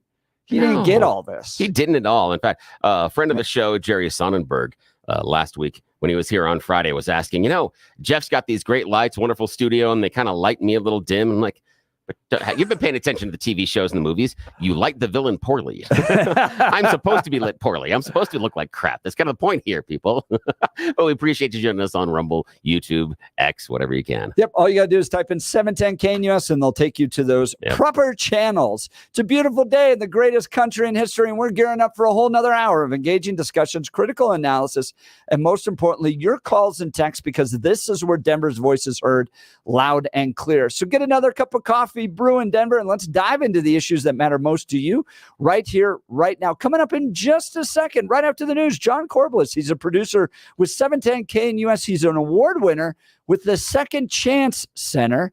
He's going to tell us all about his life story and how he got a second chance. You're not going to want to miss this. This is going to be a shot to the heart. You're going to like it. All right, let's check in on the news with Blake Olson. Good morning, Blake. Hey, good morning, Jeff and Billy. 64 and sunny in Denver. Expecting highs in the mid-90s today. The 710 5-day forecast coming up. Our top story, if you're headed east on I-70, the interstate is closed near Byers after a semi and SUV crash. A red flag warning is in effect for counties across the high country, Denver Metro, and Eastern Plains until 9 o'clock tonight. Pro-Hamas nut jobs gathered at the home of Ilana Spiegel, a Jewish University of Colorado regent, but were met with pro-Israel supporters. She was targeted by Students for a Democratic Society because they say, guess what? CU is not abiding by their demands to divest from Israel. Spiegel said in a statement that targeting her and her family, American Jews and descendants of Holocaust survivors, at her personal home is un-American, and as Americans, we cannot tolerate this. Amen. Former President Trump in Detroit and wants to go old school like a lot of us. It's so corrupt, the whole election process. And what we want to do is we ultimately want to go to paper ballots, voter ID, one-day voting. Let's go. Tim Scott may be a VP finalist. He says the VP needs to actually do their job, unlike Kamala Harris. I believe we have sleeper cells in our country because Kamala Harris, the border czar, has left it open, leaving America facing a national security crisis on our southern border. What we do want in a vice president is someone who knows it's not about that person. It's only about the president and his vision for this nation. 11 people hospitalized following a Sunday multi-vehicle crash in Aurora. It happened along Parker Road near Cherry Creek Reservoir, where police say that a speeding driver crashed into at least 4 other cars, 2 of which flipped over. Some of the injuries are reportedly severe. A woman is dead after she was shot by Denver police on Sunday. Officers arrived at North Broadway and Lawrence Street after receiving calls about a woman armed with a large hunting knife. Officers used a stun gun when the woman refused to drop the knife and began approaching them, and then had to shoot her once she came within a few feet of them. Fired a number of rounds. Suspect went down. Ambulance arrived on scene in less than 2 minutes. and unfortunately ultimately pronounced the suspect deceased. That's Chief Ron Thomas. 2 people recovering in the hospital following a small plane crash Sunday near Larkspur.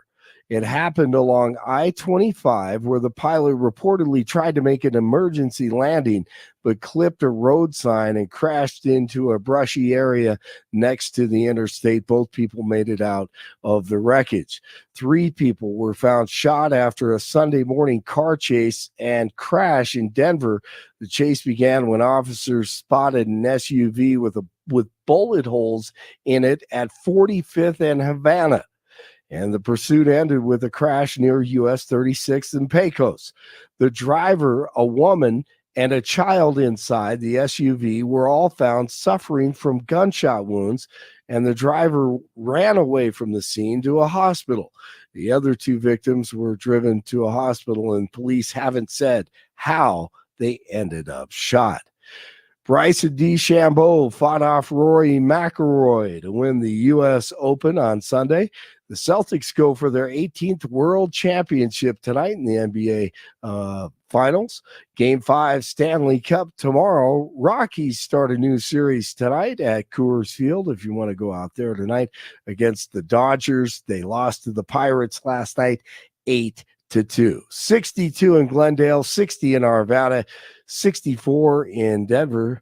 And Jeff and Billy just keep on talking about Canada, and this gets in my head. It's a good excuse to play it. Oh, Rush, my man. All right. Yes. Oh, my hero. Yes. And as soon as it hit, I knew. Oh, my God. Great album. I think it may be one of the greatest. I think so, man. Yeah, All right. You're right. All right. It's Monday. Blake Olson, News Talk 710 KNUS. The 710 5-day forecast, warm, low to mid-90s today, rather breezy, gusty south winds 15 to 30, upper 50s tonight. Cooler tomorrow, 70s to low 80s, with a few showers and thunderstorms late Tuesday afternoon and evening, 50s Tuesday night. It'll be quite cool for Wednesday, only low 70s. A few scattered showers and thunderstorms late Wednesday and Wednesday night. Back to the 80s Thursday and Friday with late-day thunderstorms. I'm meteorologist Don Day in the 710 KNUS Weather Center.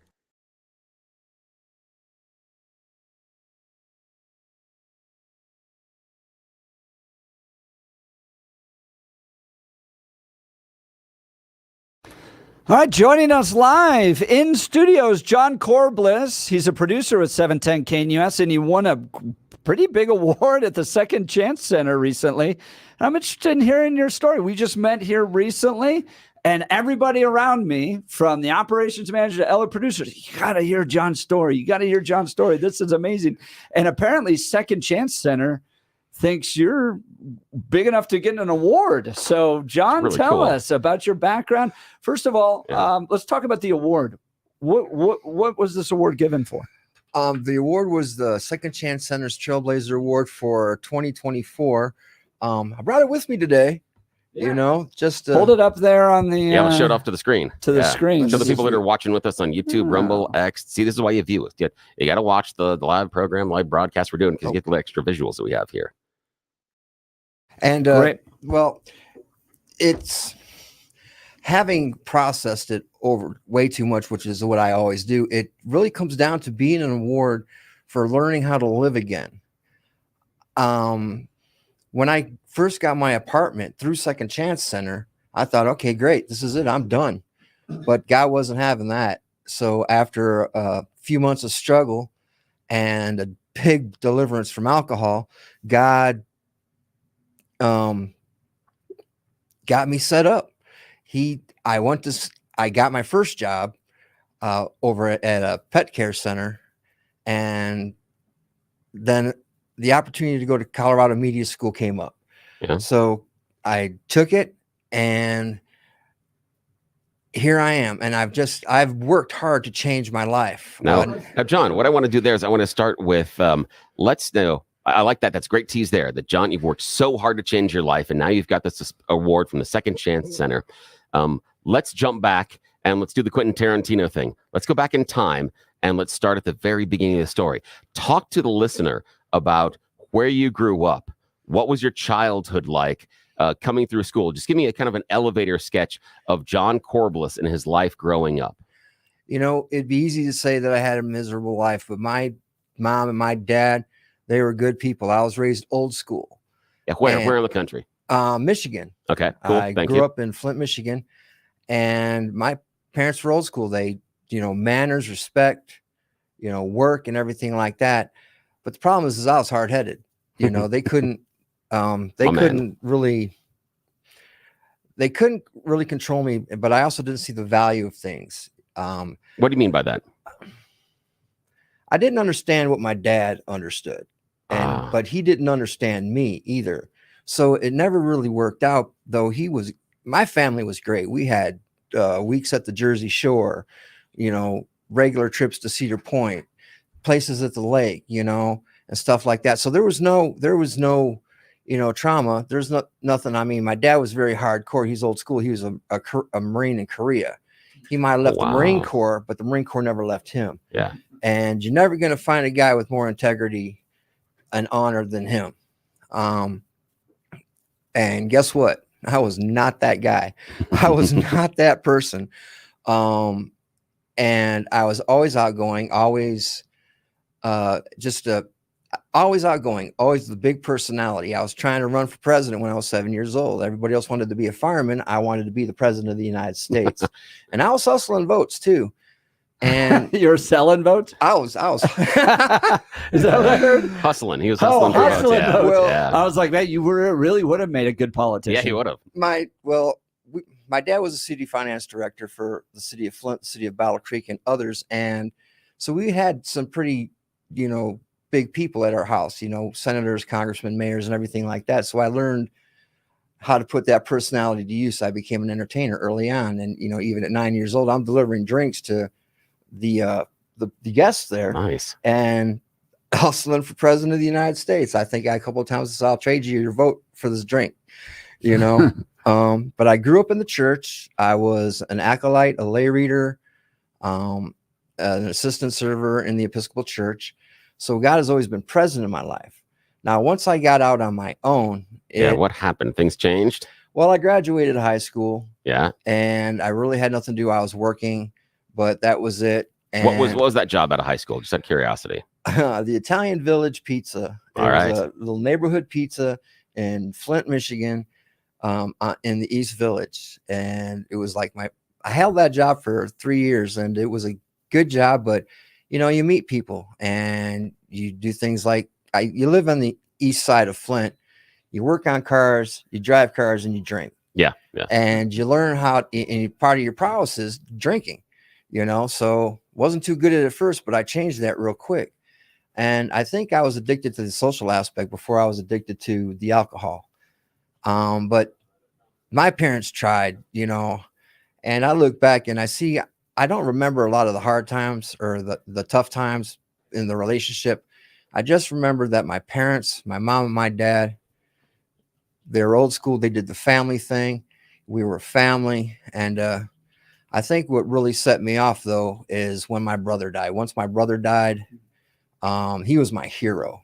Older brother, younger brother? Yeah, older brother. He was 10 years older. And what than me. happened to him? He died in learning how to fly. He died in a private plane crash back in Kissimmee, Florida in 88. And he left behind a wife and a daughter. And that wrecked me. That was it. That was over. Yeah. What was the relationship like between you and your brother, and why did it wreck you? What was? Well, he was my hero. He was what I wanted to be. Yeah. And he was my big brother. It was that big brother. He was my big brother. And he went into the Marine Corps in 73, came out in 77. And he was home. I remember I bawled like a baby the day he got on the bus. I was for 2 days, and he came home. I did about 150-yard sprint because I didn't know he was coming home. I got out of school, saw him there, and I ran like 150 yards flat out, and just to hug him. He was my brother, Oh, man. And I have a sister too. We were never close, but it was my brother. And when he died like that, it was just, I didn't know what to do. And our family doesn't talk about things. I am the exception. We don't discuss things. We don't talk. We bottle everything up in a nice little compressed ball, stuff it way down deep. And so I didn't talk to my family. All I had were my friends. Well, my friends did the best they could. And so that usually involved a lot of alcohol and some drugs. And it kind of just, I think I was just in the beginning addiction stage right about then.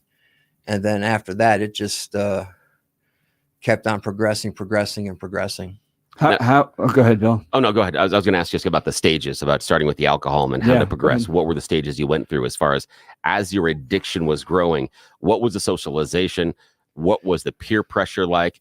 And what was the escapism? And how did it slowly start building to where you have to start fighting it, where it's more, rather than just for escape and hanging out with friends, it's become more of a monkey on your back, and it's more of that addiction side? It's the mind aspect of it. Like my first, it made me feel good. It made me not stress. It made me not feel bad about myself. You know, I've always been Panda-esque. So, you know, it's that's always been an issue. Tell us what you mean by that. It's a great term, and I will steal that from you because I'm the same. I have a slight excess amount of adipose tissue encasing my endoskeletal system. So it means you're festively plump, as Cartman would say on South Park. Yes, I am festively plump. Yes, and and you know, that was always an issue. It's been an issue in my family. It's been an issue with everybody. You know, it's like, well, why don't you just? It's like, hey, man, why didn't I think about that in the first place? But I started hanging around with my friends, and you know, they didn't care. I mean, there was no mercy. We cut if you had a weakness, we went for it. That was our friendships, but you know, but you couldn't mess with us because if an offense to one was an offense to all. But we were merciless with each other, and we were drinking, but it didn't really I didn't think about the addiction aspect, but it just made me feel good. It made me get out of my head. And then they're just making the music seem better and stuff like that. Because I was a straight arrow through high school. And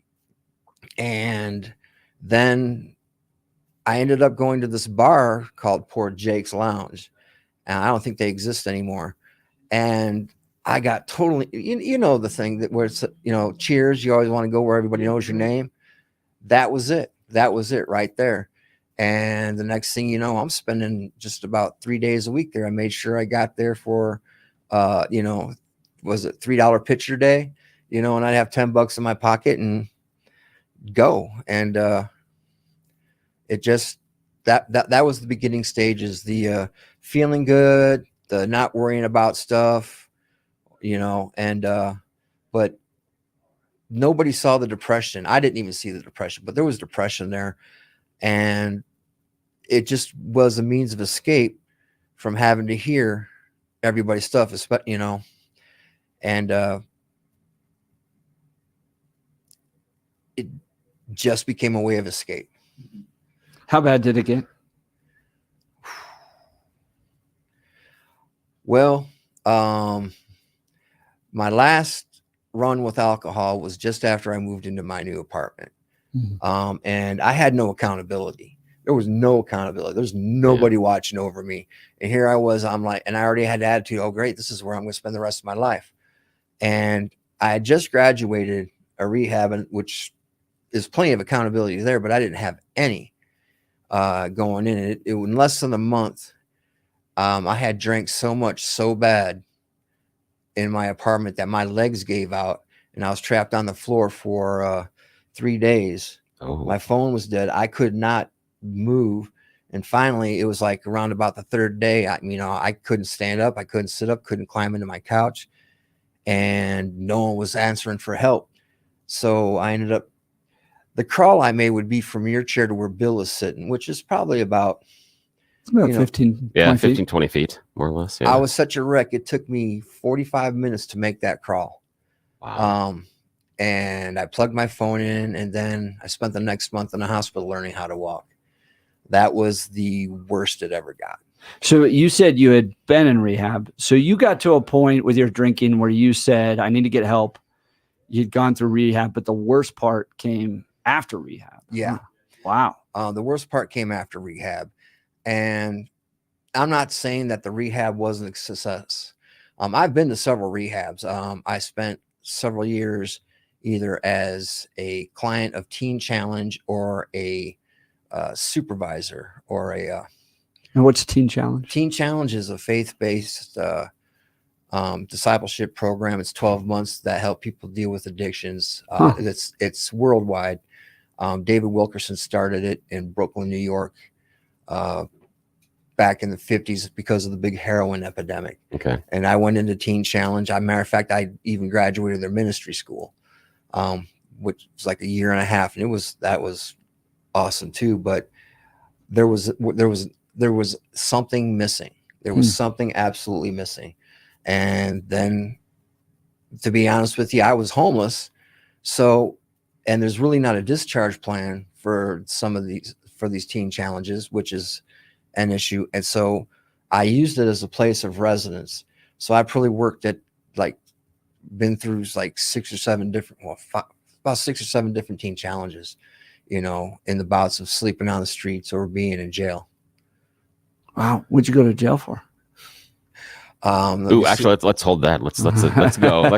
Jeff, how about you do a live read for us, and let's take a break, and we'll find out what John went to jail for. And this is John Corbliss, who has just won Second Chance Foundation Award this year for what he's been able to do and put his life back together. He proudly works here at 710 KNUS. He's a great member of the team, and we want to share his story of just falling apart in recovery with you. One of the things when we get back is I want to go back to that journey, John. We're just talking about your addiction starting to get out of control. I want to talk about how it gets out of control, how the people around you begin to feed that, and how they actually don't see it and allow it to become such a large monster. What happens to that peer group, and how you find yourself in rehab for the very first time. And eventually, we'll get to the story about how you're homeless.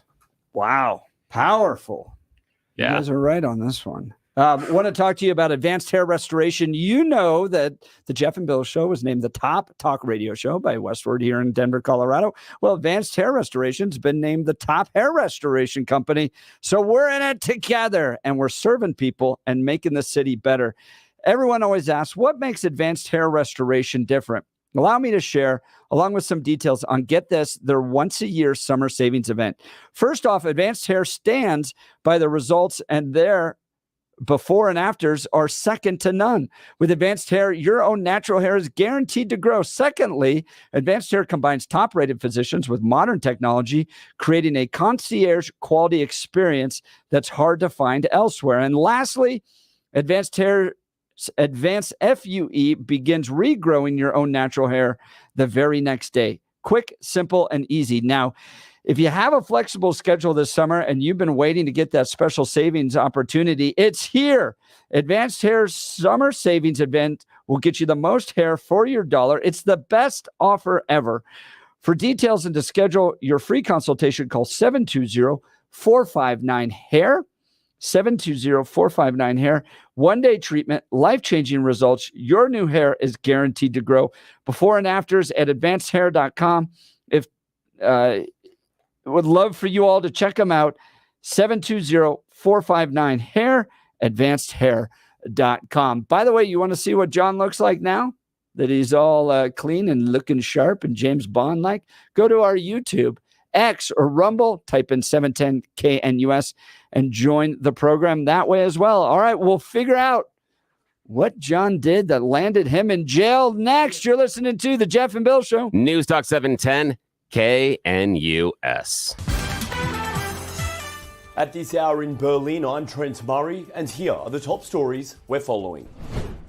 The Philippines has accused China of ramming one of its vessels in the contested South China Sea. Laura Westbrook has the details. China's Coast Guard accused a Philippine ship of approaching one of its vessels in an unprofessional way, resulting in a collision. Now, Manila has rejected that, calling that claim deceptive, and said it was Beijing's aggressive actions that were actually escalating tensions. Now, China claims nearly almost all the South China Sea, despite competing claims from the Philippines and other countries. In the past year, we've seen increasingly combative encounters between the Philippines and China grow more tense and more frequent. Temperatures are set to soar this week for the North, East and Midwest, with heatwave advisories in place for over 60 million Americans. In Pittsburgh, temperatures could hit 95 degrees, while the National Weather Service says Detroit could see its first 100-degree day in more than a decade. The heat dome in the north follows a similar spike in temps in America's south last week, which saw triple-digit temperatures in several cities, including Phoenix. And that's what you need to know at this hour. I'm Trailblazer in Berlin on Salem News Channel.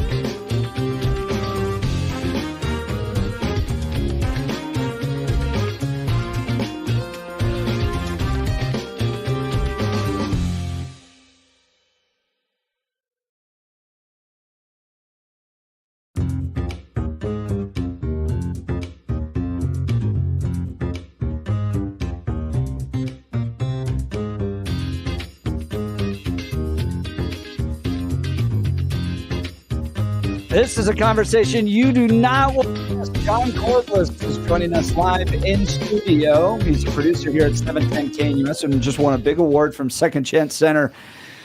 And apparently we employ people who have been formerly incarcerated here at 710 KNUS. So we're going to get into that detail in just a second. Billy? Yeah, that was one of the big questions about when they were hiring me. Like, so, and then they asked that several times. Yeah, they were like, no, how many? Stop it. We look for 6 or more. Yes, exactly. Now, John Corbliss, we were just talking about your, I would say, just the starting descent into addiction. How did your peer group support it? How do they encourage it?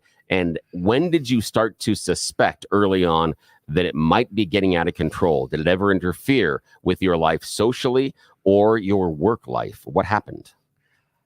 Honestly, I didn't. A lot of people come in and they don't think they're out of control. It took a minute. It took a long time. It took a long time to figure out that I was out of control. Now, talk to me about that filter, because we see that the people that we have out here that are homeless, the people right outside the station that live near 225, Parker, I-25, that entire interchange, all of them think they're doing just fine.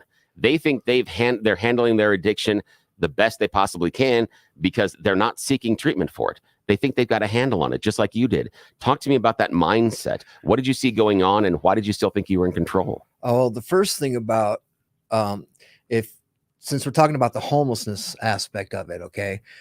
The homelessness aspect of it takes you to a place that if you're not there, I mean, when people take a couple of church people go, well, we're going to go spend the weekend and see what it's like to be homeless. No, you're just going to see what it's like to be living on this. You're just going to see what it's like to be sleeping on concrete. That's all. Yeah. The homelessness it's not even about its existence. You're not even surviving at times. You're existing. Okay. And the alcohol aspect of it, or the addiction aspect of it, is you're killing time in your head. Yeah. You are killing time in your head. That's what pretty much the streets is, and just trying to move on from one thing to the next to kill time in your head. There's a lot of mental illness out there. For me, well, again, I'm very hard-headed. Just ask God. And I really didn't see it. I did not see it until probably somewhere in Seattle. Yeah. Now we want to focus. I forgot to ask this, and this is my fault. Your choice, your drug was alcohol. Was there anything else besides alcohol, or did it grow? Because right now we've only talked alcohol. Was that the gateway, or did it grow from there? Was that the one and only? No, I was what you call a garbage pail addict. Oh, okay. So I was more into mind. There are some things I only tried once. I only tried meth once and heroin once, and I snorted that, and it's like, okay, no. I knew it. I definitely knew a demon staring me in the face. And that's interesting that you were able to fight back into heroin after one time. There aren't a lot of people that have that kind of ability. That's honestly, I mean, I know that you struggle with addiction. You've gone through a lot of things. For me and the stories and the people that I know, that's impressive. It was one time and never again. So what was your addiction? What was the drug? What was the thing that did it for you? What was it? Well, or are you chasing? Alcohol was always it. I was never a speed guy, though I did some distance and probably lost my entertainment company, and partly due to cocaine. Yeah. But alcohol was it. And if something came along, I'd try it. I've tried the ecstasy, I've tried all that stuff, but it's always been alcohol. I mean, it's been part of my growing up. Episcopal Church, we drink alcohol. It's a social lubricant. It's accepted. Yeah. And they serve wine at they serve wine there. So, and there are tons of stories about that. And what was your major additive to that alcohol? You like to add what? Marijuana. Okay. That's interesting, because that's an upper and a downer that are going to counteract each other, which are going to pull you in different directions. That's interesting. Whatever ties up the mind. Whatever ties up the mind. Whatever ties up the mind. That's where the suffering is. It's in the mind. Yeah. Don't let, you know. So as addiction is growing, talk to me about that in your mind. What are you going through? What's the emotions, and where are we in your life at this time when your addiction is starting to grow? And you were just bringing us to Seattle, where things were starting to kind of get out of control. Well, Seattle. And how'd you get to Seattle? There's so many different questions I have. Because now we were in Michigan, now we're in Seattle. Yeah. Well, I left teen. I was in Teen Challenge. I had graduated the program, and I had worked at a couple of different teen challenges. And one was back in Flint. So I went back to Flint, and I couldn't, my mind could not wrap around the attitude of the people who were overseeing these new Christians. Yeah. What do you mean by that? More discipline than grace, more anger than love, more arrogance than humility. That's how I would have to put it in a nutshell. Okay, that's good. You know, people who forgot where they came from. That's that at that point, you know, and again, they were more worried. Well, please share with us. They were at this point, it seemed like everybody was more worried about my weight than my soul. You know, they wanted to make these cookie cutter Christian guys, you know, and do stuff like that. I'm not saying that they're wrong in that, but you know, first things first, you know, you can't, you put a ring in a pig's snout. It's still a pig. Yeah. Now, you know? How did that experience with the religious aspect and with the people that you see focusing on, you know, what would be a minor thing in your life while you have this larger addiction growing, and it's feeding a hole that's inside of you that you're not finding inside of the church? Talk to us about that experience and how that kind of pulled you away from the church and how you end up in Seattle. I left the church. I left Teen Challenge. I never left the church. I left Teen Challenge, and I moved into a friend's house. Her name is she was a pastor, Julia and Todd Rondgren. Okay, yeah. She's a big thing. She's I miss her so much. And she deprogrammed me, and she taught me about grace. I owe that woman a lot. Her and her husband, because I was an idiot. But they were always full of grace, and she started teaching me about grace. She started teaching what Christian love is, not by spelling it out, but just by how she was and how she accepted me. She's known me since high school.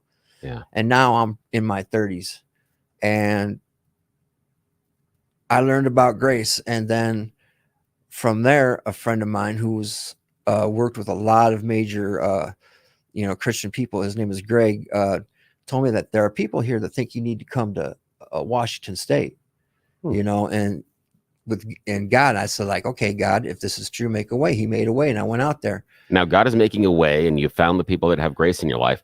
Where are you in your addiction? Are you battling it? Is it under control, or is it still behind the scenes and you're hiding it from those around you? Where are you? Yes. Hiding it? I'm hiding it. Yeah. I think I have it under control. When I don't, I'm white knuckling. I don't even know that I'm white knuckling it. I don't have a real concept of recovery. Yeah. And that strikes me because if we travel back probably right around the same time, you go back into the early 90s. And if you look at the second album by Stone Temple Pilots, Scott Weiland is trying to hide his heroin addiction from his friends, his family, and everybody around him during that entire album. That's kind of the background theme in that entire album, is hiding his growing addiction, and he's fighting heroin. Yeah. And I wasn't even full blown then. I wasn't even full blown at that point in time. It would be maybe drinks here or there, beer here or there, something like that.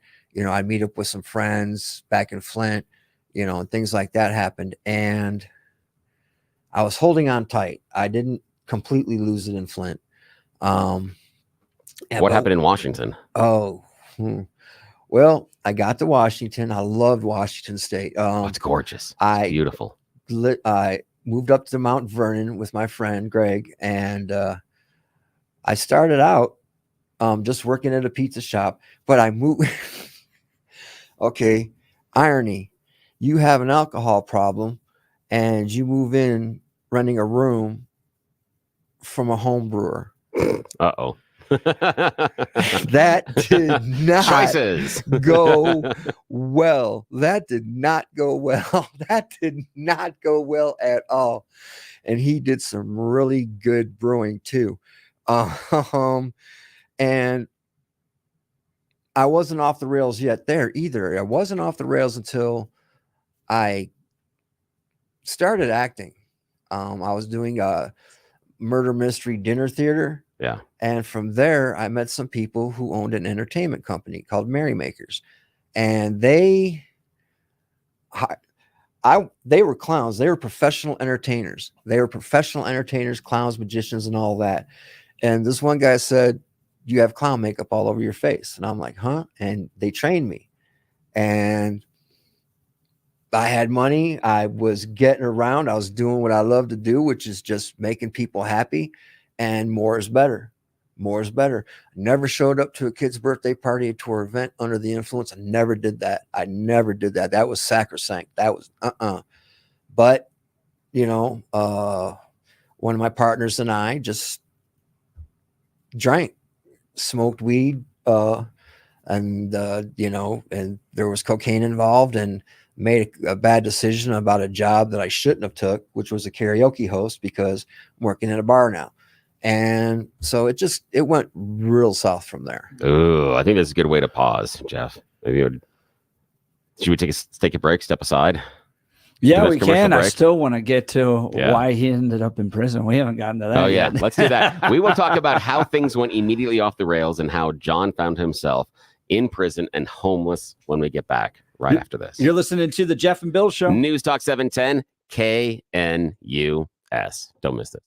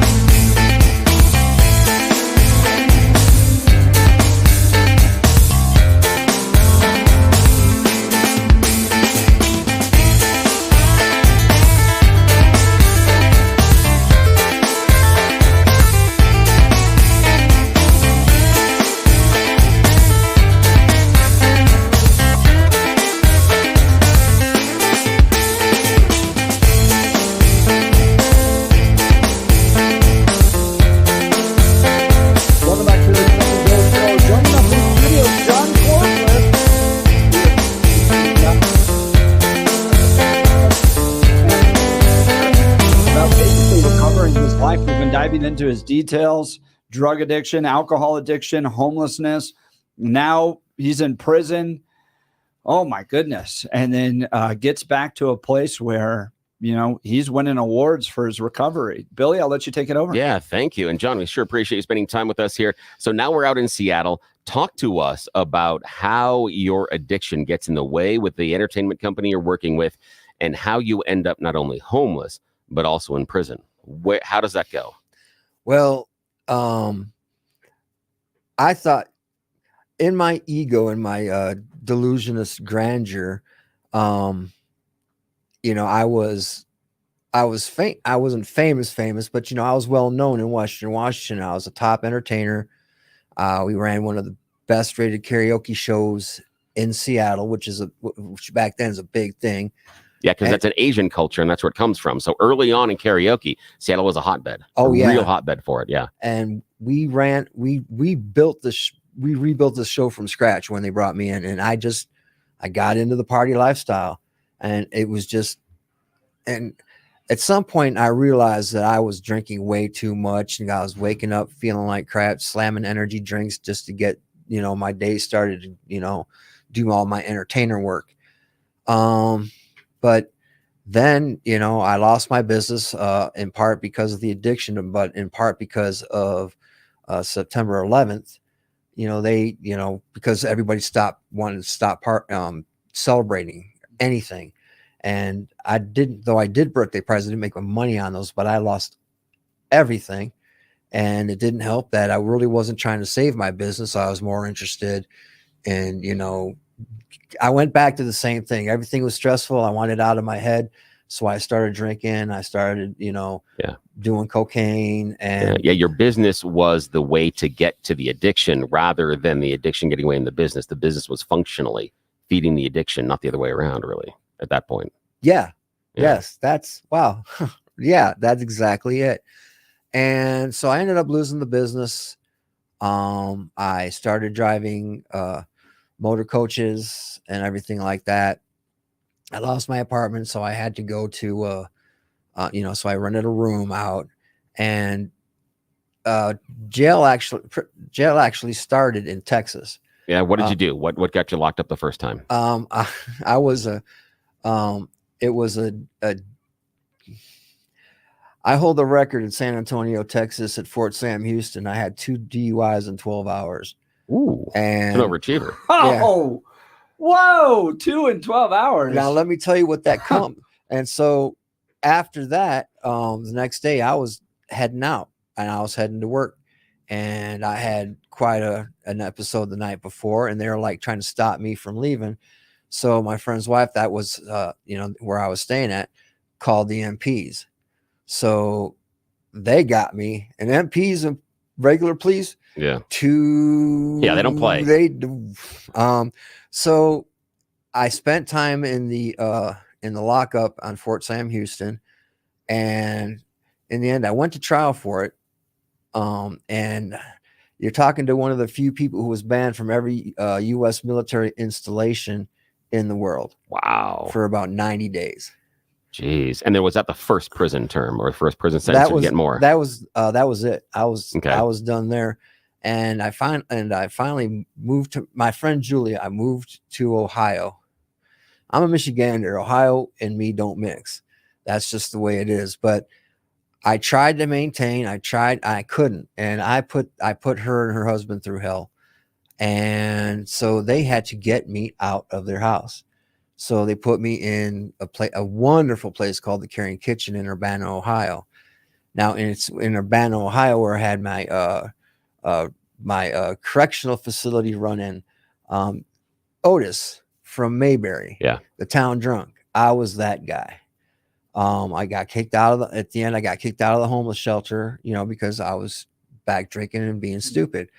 And then I went to the streets. And I was, I'm stealing liquor. I'm stealing. Yeah. And what's that like? What's that lifestyle like on the streets? Well, there's no place to hide there. Urbana is an SM all town. I mean, it is small, very small town, and nothing goes unnoticed. And so and they knew when I was coming and I was picking the stores and stuff like that. I got caught, and it was, for stealing. Most of my charges were for petty theft, public intoxication, trespassing, and everything, things like that. So I spent probably about a total of 18 months to 2 years. The sentence was 2 years. Combination of it was 2 years, in 6 months increments. And I finally, I just started doing jail. I got out always early because I would go in and I knew how to work. I know how to work. Yeah. That's for sure. How many times did you end up in prison? Oh, about 5 times. Wow. Wow. And now we only have about 2 minutes left. What was the change and how did you put your life back together? Prison, homelessness. Now you've just won the award from the Second Chance Center because of the second chance you've given yourself in life, thanks to the influence of our Lord and Savior. Talk quickly in 2 minutes, man. It's not fair, but how did you get there? God and people that I trust. People that God put in my life. My friend Tom, who was my peer coach, who's walked me through the distance, and my spirit sister Sandy, who works at Second Chance Center, there are 3 suicide attempts, and she saved me from 2 of them. So she's my my spirit sister, and I've talked and we talked, but God reached down and flipped the switch. January 6th, 2 years ago, he reached down and said, okay, you've had enough. Click. That was it. And I've never picked up again. My friend Tom prophesied over me, said, God said all liquor stores are close to you. Never stepped in another one again after that. And it took me a few months to realize, holy crap, I've been delivered, Oh, that's nice. And then opportunities just, and I have Sandy, I have Tom, I have Wanda, and Jeanette and Corey and Denise. And these are all people who just get in my, I signed a contract with them that they have the right to, if they see something suspicious, to check me. If I come in with a black bag, they get to see what's in it. If they get, if they haven't seen me for a few days, this was from the beginning, that they come knock on my door and they have the pass key, they have the passcode to my door to check on me. So it was them, accountability, and God put me in their hands after he delivered me. Are you happy where you are? I am happy where I'm at. I am not content anymore because this right here, I couldn't have come up with this in my best grandest delusion. I could not have come up with this. I couldn't have written the script for this. I couldn't have, I'm not even starring. I'm not even the lead role in this one. It's God, but John Corbliss, he's a producer with 710 KNUS, sharing his story of recovery, and he's happy, but he's not content. He's still going other places, which is exciting to see, brother. Thank you so much for sharing your story. Archuleta, be up next. You're listening to the Jeff and Bill Show. News Talk 710 KNUS.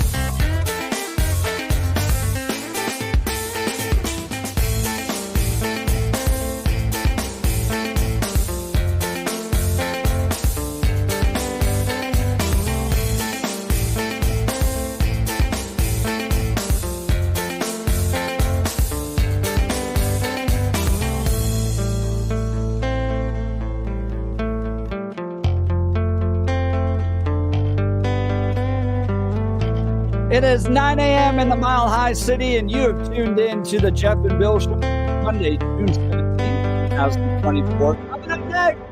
Oh, this is going to be an awesome interview. I'm so excited. I've been growing in my impression of this young man and his influence in Colorado, Valdamar Archuleta. He's a candidate for Congressional District 1. He's the Republican candidate for Congressional District 1. That's where Dianne Feinstein is currently doing all of her wonderful work that nobody can tell me about. So we're going to get to him and more in just a second. You've tuned into the Jeff and Bill Show, 710 KNUS. I'm your co-host, Jeff Hunt, along with Bill Thorpe. We try to bring you the freshest insights and hottest takes from the right, left, center, and sometimes a little crazy. It's a beautiful day in the greatest country in history, and we're gearing up for a whole nother hour of engaging discussions and critical analysis. Most importantly, your calls and texts, because this is where Denver's voice is heard loud and clear. By the way, you can watch us on YouTube, X, and Rumble. Just type in 710 KNUS, and you can watch us there and see what we look like in person. Before we get to Valdamar Archuleta, let's check in on the news with Blake Olson. Good morning, Blake. Good morning, Jeff and Billy. 68 and sunny in Denver, expecting highs in the mid-90s today. The 710 5-day forecast coming up. Our top story, a red flag warning in effect for counties across the high country, Denver Metro and Eastern Plains until 9 o'clock tonight. Crews trying to finish off fires in Lake County and northwest of Castle Rock. A wildfire north of Los Angeles continues to rage today. It has exploded to cover more than 14,600 acres.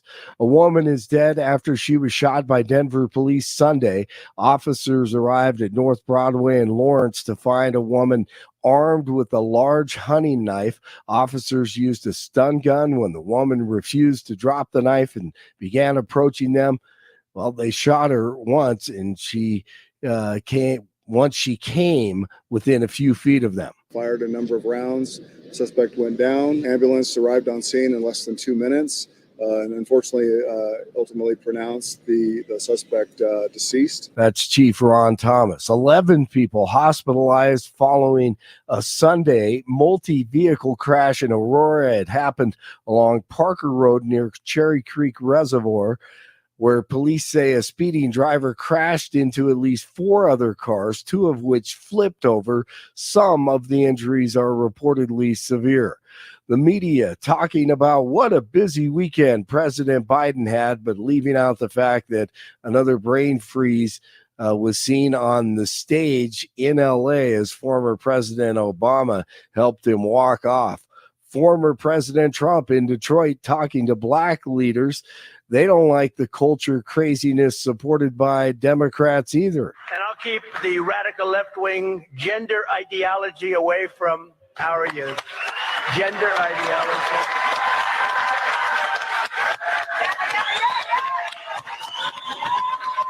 They liked that one, and Trump was somewhat surprised after the long applause. Former Director of National Intelligence John Ratcliffe says the dirty tricks of the left and intelligence departments against Trump may be catching up with them. Jim Clapper, John Brennan, Mike Morrell, these are the same people that did the same thing in 2016 when they ran the first Russia collusion hoax. And so, you know, at some point it crosses over from campaign dirty trick into actual election interference. And it's something that Merrick Garland should investigate, but he won't. And so, you know, the only accountability is going to come if and when Donald Trump is elected and a Trump Department of Justice seeks to hold people accountable under the law. He was on Fox News over the weekend. 2 people recovering in the hospital following a small plane crash Sunday near Larkspur. It happened along I-25, where the pilot reportedly tried to make an emergency landing but clipped a road sign and then crashed into a brushy area next to the interstate. Both people made it out of the wreckage. John Corbliss wins an award from the Second Chance Center. He's part of our KNUS team here and joined Jeff and Billy this morning, last hour. Alcohol and drugs took over his life. He spent several times in jail, and he has turned it around, has a new life. God and people that I trust. people that God put in my life. And we say, great job, John. We're proud of you.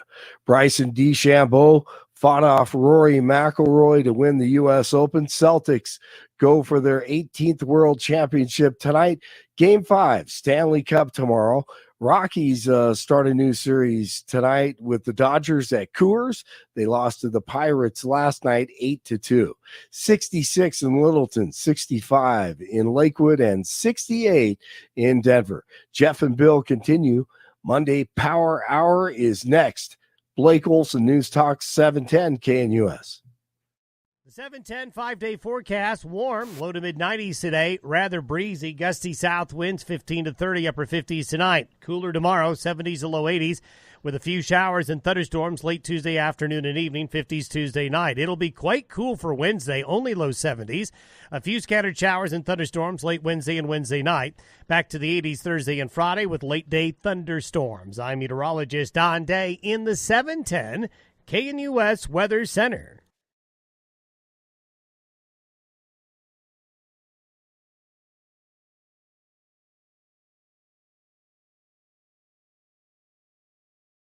Joining us live in studios, Valdamar Archuleta. He's a candidate for Congressional District 1. That's Diana DeGette's district. He's the Republican nominee. He's also the president of Colorado Log Cabin Republicans. Thanks so much for joining us in the studio. Well, thank you for having me here. And I like that you called me a young man because, like, the good thing about being in politics is it's the only career path where you're considered, where I could still be considered young. So. That's true. That's true. I'm guessing you're younger than I am. I don't know. I feel I have more gray hair than you do. So, Valdamar, this isn't our first time. We got to meet before. We went up to Jack Phillips's bakery one time and got a cake. And we were testing the theory as to how Jack would respond to a gay man, and he treated you just fine. But he was great. And you have stood up for Jack before. When Letitia James tweeted out that Jack Phillips needs to be prosecuted, you stood up for Jack Phillips, which is a little unique. You don't wear your personal life on your shoulder, but you're a gay man, and you stood up for Jack Phillips. Why would you do that? Well, I think what they did to him is extremely unfair. And the fact that a New York prosecutor would be getting involved in Colorado is just ridiculous. So I felt like I had to say something. I've talked to Jack before. This was several years ago when they were going after him, which I don't know what 10th time that was, but they were going after him for something. So I went and talked to him, told him who I was. We had a great conversation, and, he's a great guy. He had no problem with me, my lifestyle, or anything.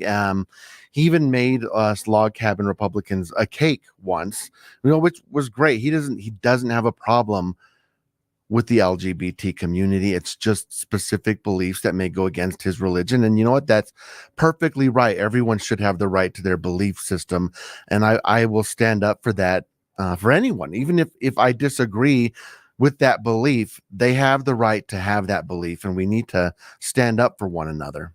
So, Valdamar Archuleta, you're the president of Colorado Log Cabin Republicans, which I'm guessing means you support gay marriage. Why be a Republican? You everything in your at least socially would put you maybe with the Democrats, maybe not, because you're pushing back a little bit on the Democrats too. Tell me why you're a Republican. That's a good question. I get asked that question quite a bit, and the main reason is I think that who I am physically attracted to or whatever should not dictate how my politics are. I want the same thing, and I'm dealing with the same things my neighbors are. I want the cost of living to be under control, to go down. I want crime to be under control. I want our southern border to be secure. And, a lot of the things that I feel like the solutions to these problems are being answered better by Republicans than they are by Democrats. And I got into this kind of political fight 10 years ago, maybe something like that. And it was probably a little longer than that, but I was fighting more on the left side. I was the president of, or not the president, I'm sorry. I was on the board of directors for the Colorado Springs Pride Center. But I feel like the things I was fighting for at that time was just, I want the right to live my life and assimilate in society and just be part of society. I didn't want to force anyone to agree with me. I didn't want compelled language. I didn't want special rights. I just wanted to be equal with everyone else. And I believe at a certain point, we kind of got there. Like for myself as a gay man, I have the same rights as you. There's nothing being denied to me. But I feel like the LGBT activist movement has gotten to the point where it has kind of been taken over by this ideology where they want to create, oppressors and oppressed, creating classes, and they're using our community to do that. And once that started happening, I was like, all right, this isn't me. This is not what I fought for. I didn't fight to force other people to believe a certain way, or force people to say things, or push my sexuality in anyone's face. Like, I don't like that. And especially now when they're bringing children into the picture, I think it's wrong. And so what it is today is very different than what it was then. And so I feel like I haven't changed, but what I believed in is now considered to be a right-wing philosophy, rather than what it was back then. So I just kind of moved over with it as the political spectrum shifted.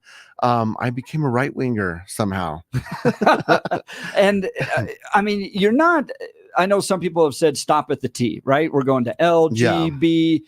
I don't want to go with the T because of what it's done to women's sports, women's safety, all this stuff.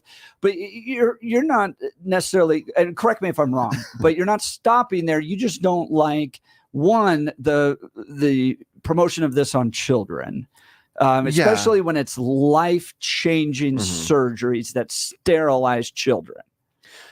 Yes, exactly. And I get the philosophy behind the LGB and drop the T movement that some people are having, and they are very different. If you think about it, it's kind of ridiculous that we all got lumped in together in the first place, because they are very different groups of people. But I also feel that there are people who genuinely are dealing with gender dysphoria. And I think that those individuals have been hurt by this the most, because it has kind of become a fad, and I think that there are people, and I don't want to make accusations, but there are some individuals, particularly young people, who are going along with it and being non-binary and gender fluid and trans just because it's kind of the popular thing to do. There's a thing called rapid onset gender dysphoria. They've tried to wipe that from the internet. It's sometimes hard to find some of these studies. So when I found them, I made sure I downloaded the papers in that, but it is a thing. And I think that does actually hurt people who genuinely have gender dysphoria.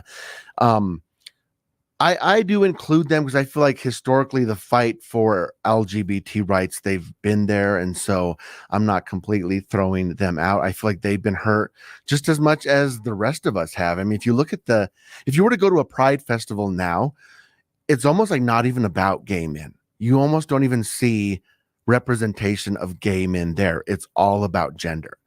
And all the flags you see people waving are about everything but the L, the B, and the G, or LGB, whatever order they come in.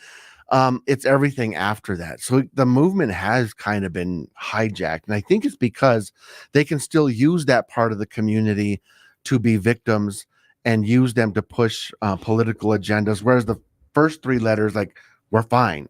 There's really no problems. Well, it gets into the idea of intersectionality, right? Yeah. So if you look through the Marxist worldview of oppressor versus oppressed, then anybody who's been oppressed joins together against whatever their oppressor may be. So that's why you can lump together LGBTQAI and because of that notion of intersectionality. You crazy straight white Christian men. Yeah, you can even see it on the flag. Like, what have they done? Like, they brought in like the brown and the black stripe. It just keeps going. What does race have to do with this? Yeah. Like, it's very ridiculous to me the way this movement is going, and it really doesn't represent me. And I think a lot of lesbians, gays, bisexuals, even some trans people feel the same way. Like, this isn't my movement. This isn't what I fought for. This isn't representative of who I am. And I want to talk to you about that because, and correct me if I'm wrong again on this, but I think you are supporting a number of ballot initiatives that would protect, first of all, youth from trans surgeries. Secondly, women from men competing in their sports, and then protecting parental rights over some of this stuff too. Are you supporting those ballot initiatives? Yes, not only have signatures? I signed those initiatives, I have them not with me right now, but typically in my little briefcase that I carry around with me, I have them in there. So whenever I speak at events, are you betraying the LGBT community by not just they might say that. I would but say no. I think I'm sticking up for our community. Because I think when you see something happen in your community or with your peoples that is wrong, you should be the one to stand up and say, no, that's not who we are. And so I think I'm really defending our community by showing people that's not who we are, because you don't hear that a lot. And a lot of people within the LGBT community are afraid to speak up because they don't want to be harassed by the rest of the community and bullied. And it's really not them. Oftentimes it's outsiders who are speaking for us.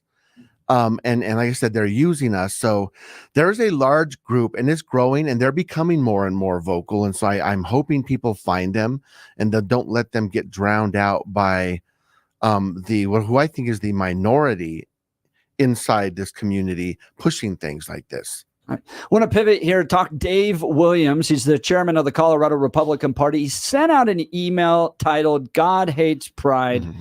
Want to ask you, first of all, how you felt when you saw that email? Well, like for me personally, when I saw it, I wasn't like offended or angry. I was more disappointed that it would go out because I understood what backlash was now about to hit us all. And I didn't really want to deal with this. I didn't want to spend my campaign talking about Republicans and defending them as saying, oh, they're not homophobic. Because that already comes up all the time. So I was just kind of disappointed that this was where this campaign season in Colorado was now going to go.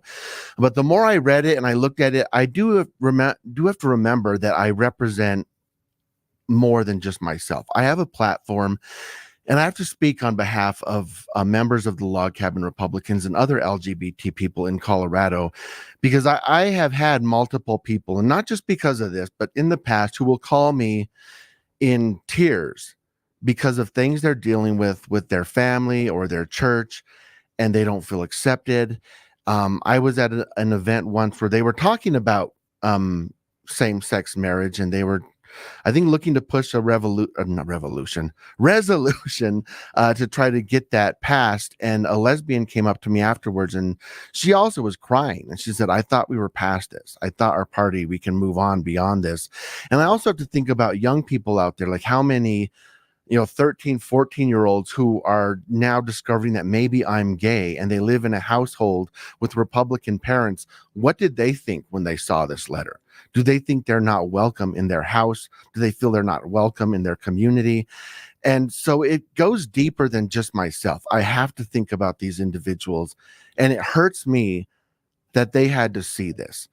Because I want to move past this. I want to be somewhere else where we're in a party that is fully accepting of everyone, where everyone's welcome, and we can fight these battles that we just talked about together, because we're here. And I think we're actually one of the most useful, and tool is probably a bad word, but we're one of the useful tools in fighting these battles. So I was just disappointed is probably the first thing that came to my mind. The more I looked at it, though, I was really just kind of upset that this is something we still have to talk about in 2024. Now, Dave Willaims has been on the show twice, explained, first of all, the email. And I asked him, my first question is, what were you thinking when you sent the email? And then, last week, he joined us to talk about the Nancy Pelosi issue.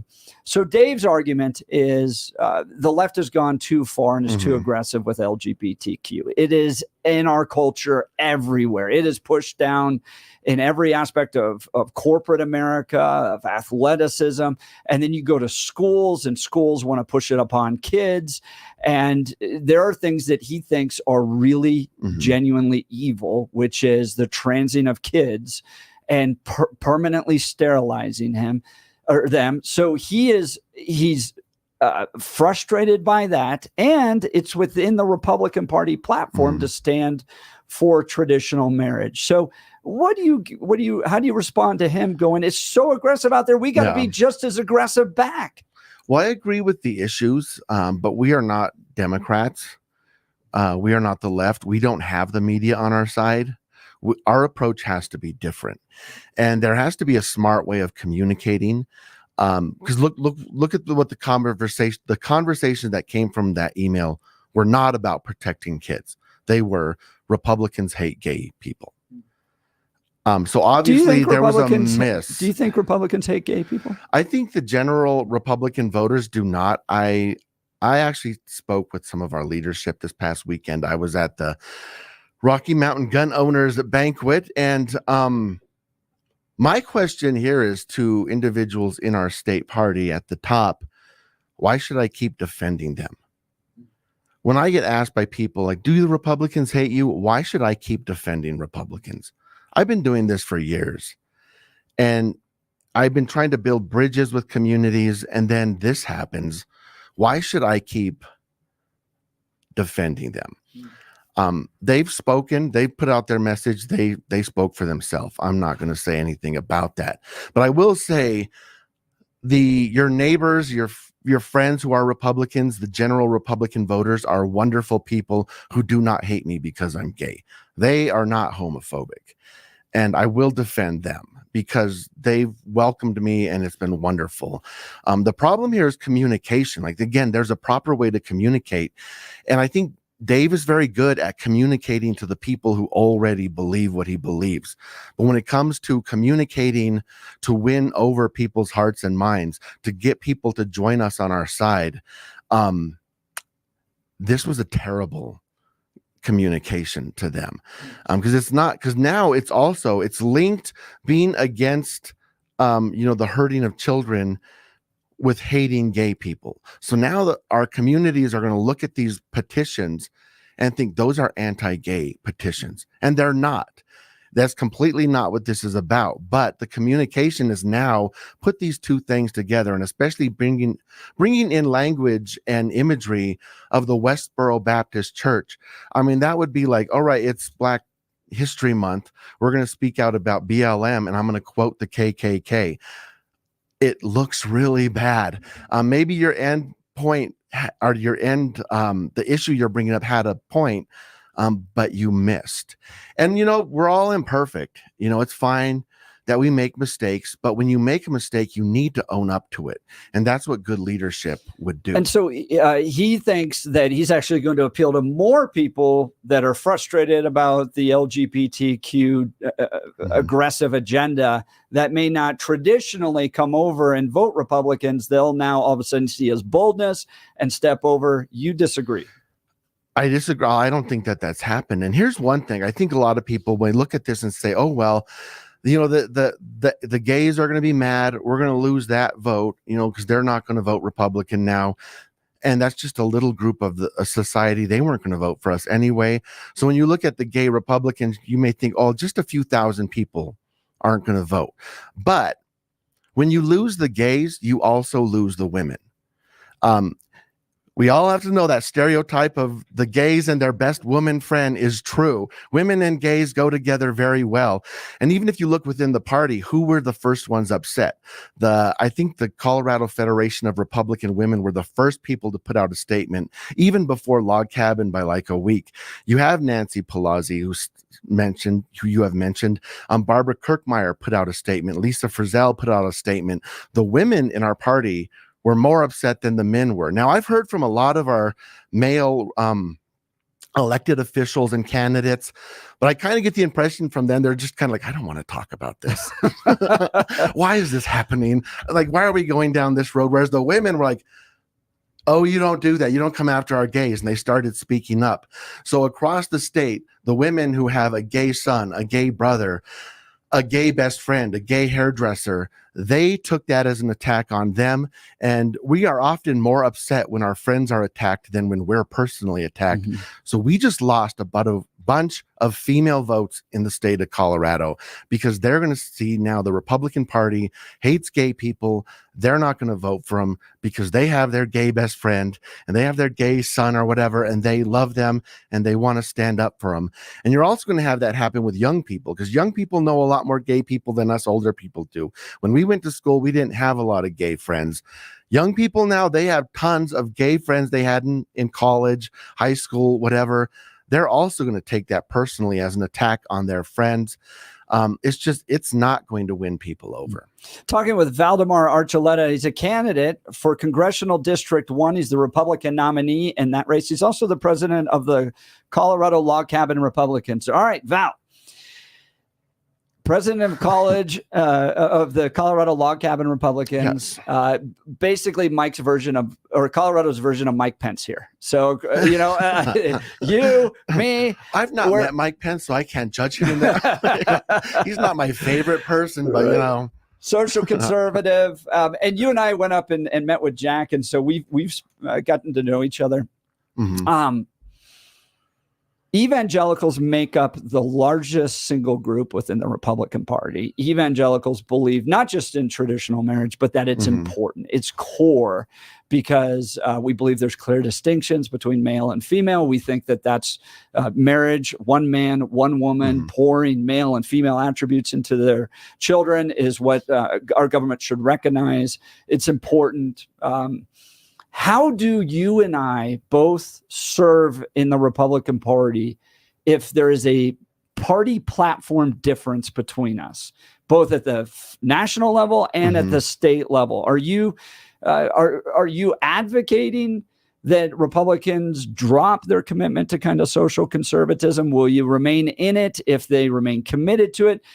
I think if Republicans drop their commitment to social conservatism, evangelicals will leave. I think it's that important to them. So, and I'm fascinated by this. How do we work together in the midst of our biggest differences?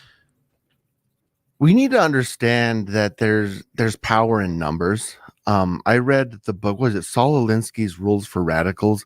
And in there he talks about one of my biggest takeaways from that book is and I don't know the exact quote, but he says the biggest enemy to the individual thinker is the individual themselves, and that we fraction ourselves off into these groups rather than coming together.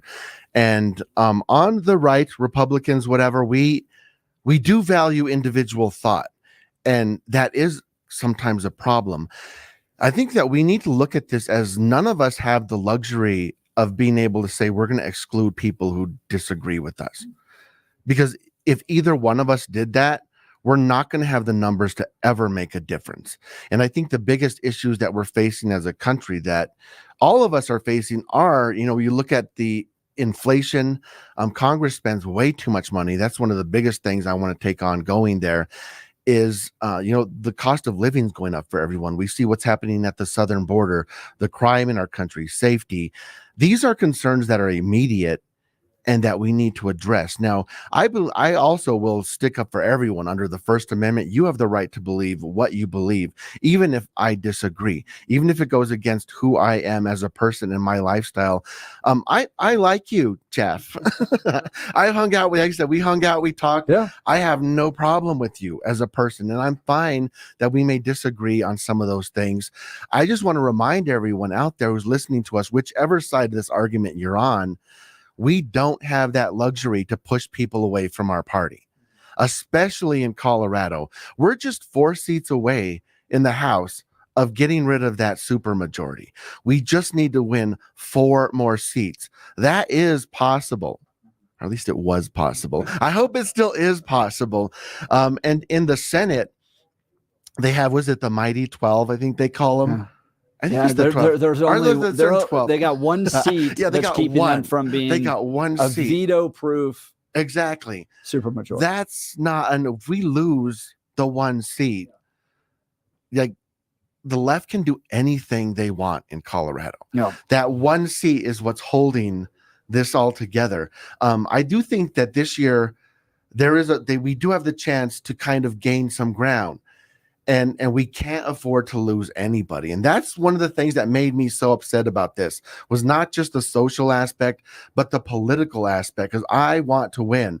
I want Republicans to win. I want us to take Colorado back. And it's going to be a slow process, but we could have started to, I don't know if that's the proper grammatical way, started to make ground and going that direction.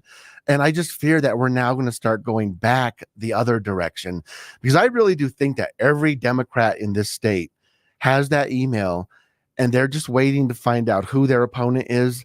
And that's going to be in ads all over the state. So I'm invited all the time to speak at these kind of interfaith gatherings, right? Jews and Muslims and Mormons, and Jared Polis was at one of them. And I gave this speech one time because oftentimes those can be watered down to kind of like, well, we agree at the most fundamental level that we're all human beings. You know, like, well, come on. I am fascinated in the ability of people to have deeply held differences and work together for a common good. Yeah. Right. And to not paper over those differences, not to dismiss them. They're fundamental. They are fundamental to how we define humanity and all that stuff. They're key. And we debate them, and you debate them passionately like Bill and I do over here. But I'm one, to recognize the uniqueness and the individuality and the humanity of each person. So I posted this on over the weekend. Bill and I have significant differences. He's one of the greatest dads I've ever seen about how much he cares for his kids, and the ability of Republicans to work together in light of our differences towards a common good of victory. Valdamar, I really appreciate you being able to see that as well and to call that together. I think we need more. I appreciate you too. I'm going to ask him about his race when we come back. He's challenging Diana DeGette. How do we get her out of that seat? You're listening to the Jeff and Bill Show. News Talk 710 KNUS. At this hour in Berlin, I'm Trent Murray, and here are the top stories we're following. 2 people have died and 14 others have been wounded after a shooting at a Juneteenth celebration in Texas. Police were called around 11 p.m. Saturday night to a park in Round City. Now, that's about 19 miles north of Austin. Local police said the shooting was sparked after an argument between 2 groups who were attending a concert at the park. Authorities are now searching for a suspect in connection with the shooting. US President Joe Biden has once again sounded the alarm about the dangers of a second Trump presidency at a Los Angeles fundraiser over the weekend. It was hosted by his predecessor Barack Obama and raised over $30 million. Jagrudi Dave has more. Julia Roberts, George Clooney, Barbara Streisand. These are just some of the A-listers in the audience listening to Joe Biden's warnings about the future of the Supreme Court under Donald Trump. He described the court as out of kilter. He also said it was outrageous that Donald Trump is, quote, literally saying if he doesn't win, there'll be a bloodbath. The Biden campaign is calling the event the largest Democratic fundraiser in history, although Donald Trump is catching up to Joe Biden with his fundraising activities in recent weeks and is being backed by a number of billionaires. And that's what you need to know at this hour. I'm Trent Murray in Berlin on Salem News Channel.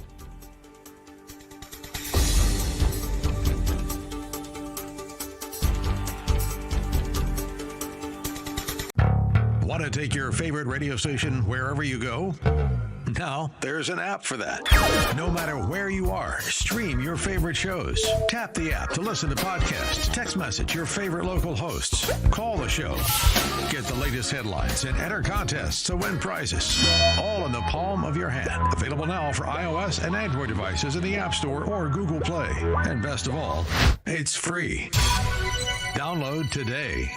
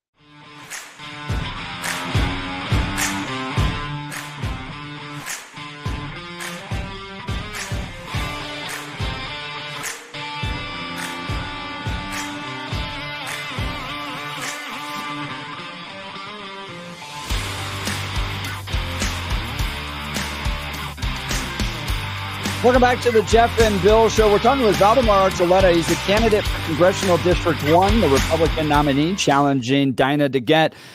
During the first portion of this hour, we dove into all things Dave Williams, GOP, Pride, burning of the Pride flags, all that stuff. So if you missed it, go to 710knus.com. You can download the podcast there. Let's now talk about your race. You're trying to unseat Dinah DeGette. First of all, can we talk about all of the things she has accomplished in Congress? Yeah, that won't take long. 30 years in Has Washington, she been in 30 DC. years? 30 years. Oh, for Colorado, man. she is our longest serving congressman or woman. And then before her was Pat Schroeder, who was there for like 30 years. So in the past 50 something years, I think Denver has only had 2 people represent them. Bro. And when you're talking to people on the ground who have lived under the leadership of Pat Schroeder and Dinah DeGette, are they happy? Are they happy with the direction of Denver and their leadership and what they're getting from Congress? No, I mean, I was like, Denver's a great city. I was born and raised here. I love the city of Denver, but its potential to be so much more than what it is right now is there. You go downtown and it's kind of sad. Like, I feel like downtown is I dead. saw a video that Mike Johnston posted on X. We got to cover it tomorrow, but it's like basically business owners being like, well, there's no more homeless, drug addicted people outside our building anymore. Come on down. By the way, we love Mike Johnston. He's doing great work. No, it's heartbreaking to see what happened in St. Denver. I grew up here too. How do you bridge that gap? How do you get people that are in Denver, registered Democrats or independents, liberal leaning, to give a Republican a shot? We need to talk to them. I think the Republicans have done a bad job of reaching out to our inner city communities. We need to go talk to them. Because when I've gone out to a lot of events, and it's kind of funny. I feel like my campaign is so different than everyone else's campaign in the state, because I see them all at these events with all the other conservatives and Republicans, and everyone's happy and shaking hands and all. I'm usually the only Republican in the entire room when I go to places.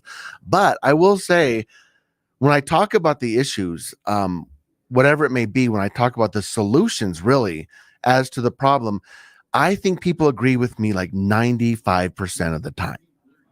They understand these realistic solutions to the problem, but we have to get them over that being able to vote for an R.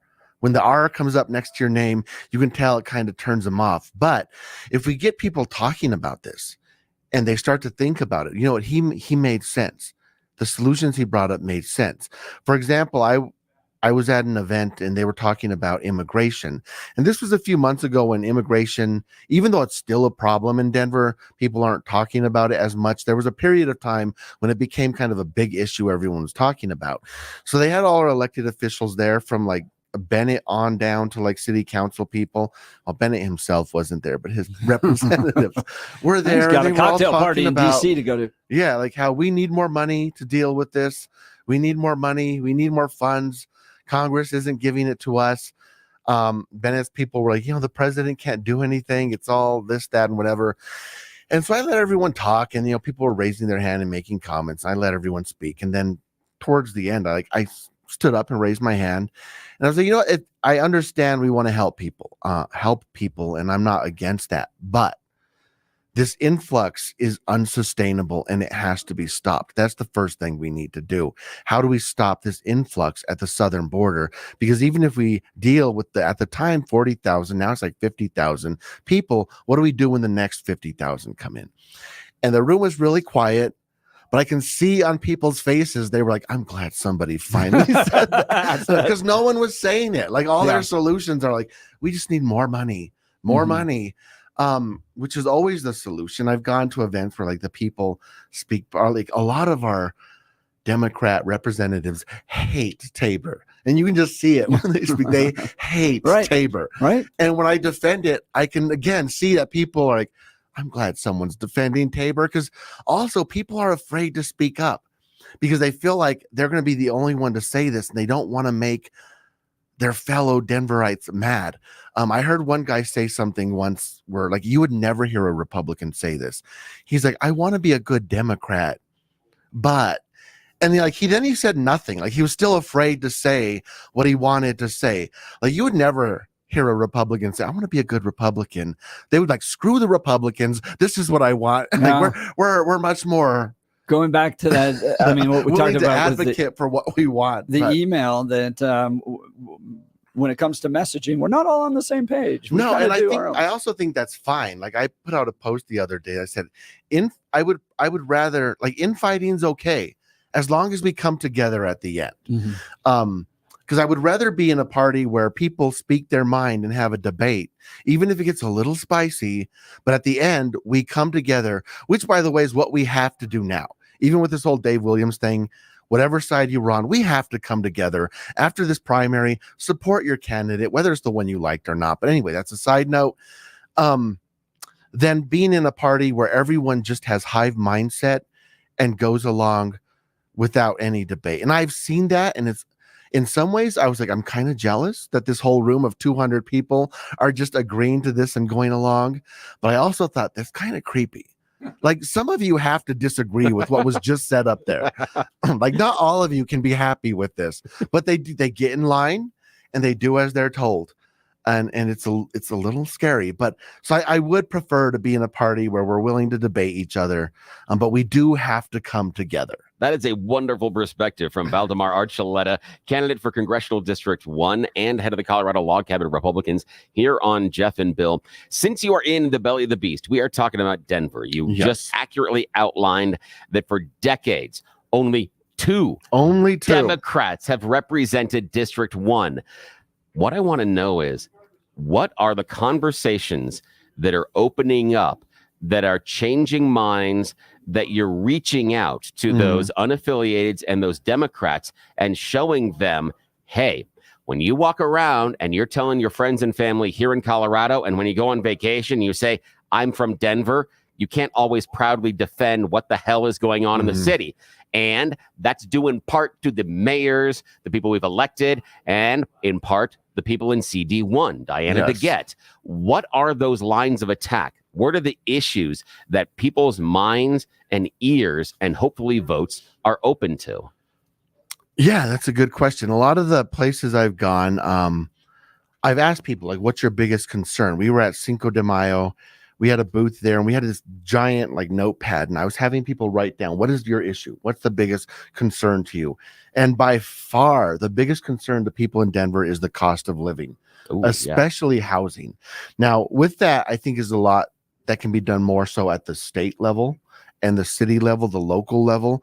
But looking at Congress hasn't passed a balanced budget since, like, the 90s. Yeah. And it's only gotten worse. And as the dollar inflates, I just heard on the radio today, I think it was the radio, someone was saying that, like, our dollar 4 years ago is now only worth like 75 cents. And that should terrify people. I've even heard that now, like with oil, they're allowing other currencies to be used to buy oil, whereas it used to have to be the dollar. So the dollar is not being respected around the world the way it used to be. And a lot of people think that America is too big to fail. Our currency will never, like, deflate to where it's valueless, but that is possible. And that's a major concern right now that has to be dealt with immediately. And people see that when you see the cost of groceries going up, the cost of lumber, which then affects the cost of housing. That's a massive issue that people deal with on a daily basis. And that's something that has to be talked about. Also, I have a shirt that says, term limits 24. Yeah. I think that's something that people are unitedly behind, no matter what party you're in, whether you're an unaffiliated. Everyone agrees that we need term limits, especially when you see people in Washington having little strokes on stage, being wheeled in wheelchairs where it looks like they're vegetables. And it's just, and Val, it's kind of ridiculous. My favorite one is where, the filter of, these are the people, especially nationally, that are supposed to be making the rules and about what we're doing and how we're living our lives. Yet during, and I'm jumping back in the time machine, but when they brought in Zuckerberg and everybody else in charge of the social media companies, and they were asking them, and one of the senators looked Mark Zuckerberg in the face and asked, how do you make any money if you don't charge a subscription fee? The senator didn't understand that Facebook is selling the users to the advertiser. The person that was in charge of making the rules didn't understand the fundamental business plan. That scares the bejesus out of me, that they're going to be making the rules around the systems and the programs and the businesses that they don't fundamentally understand. And I agree with you that I do not believe that our founding fathers felt that politician was supposed to be a lifestyle if you were only going to hold that singular office. Yeah, it wasn't supposed to be a career path. And that's also why we need diversity in there. Like, we don't need a big body like that. The House of Representatives is supposed to be an image of the entire country. Yeah. And when I say diversity, I'm not using that in the way, you know, we hear on the left as far as like superficial diversity. Yeah, I'm talking about DEI, we should have people from different professions and different educations in there so that you have people who understand these things. There should be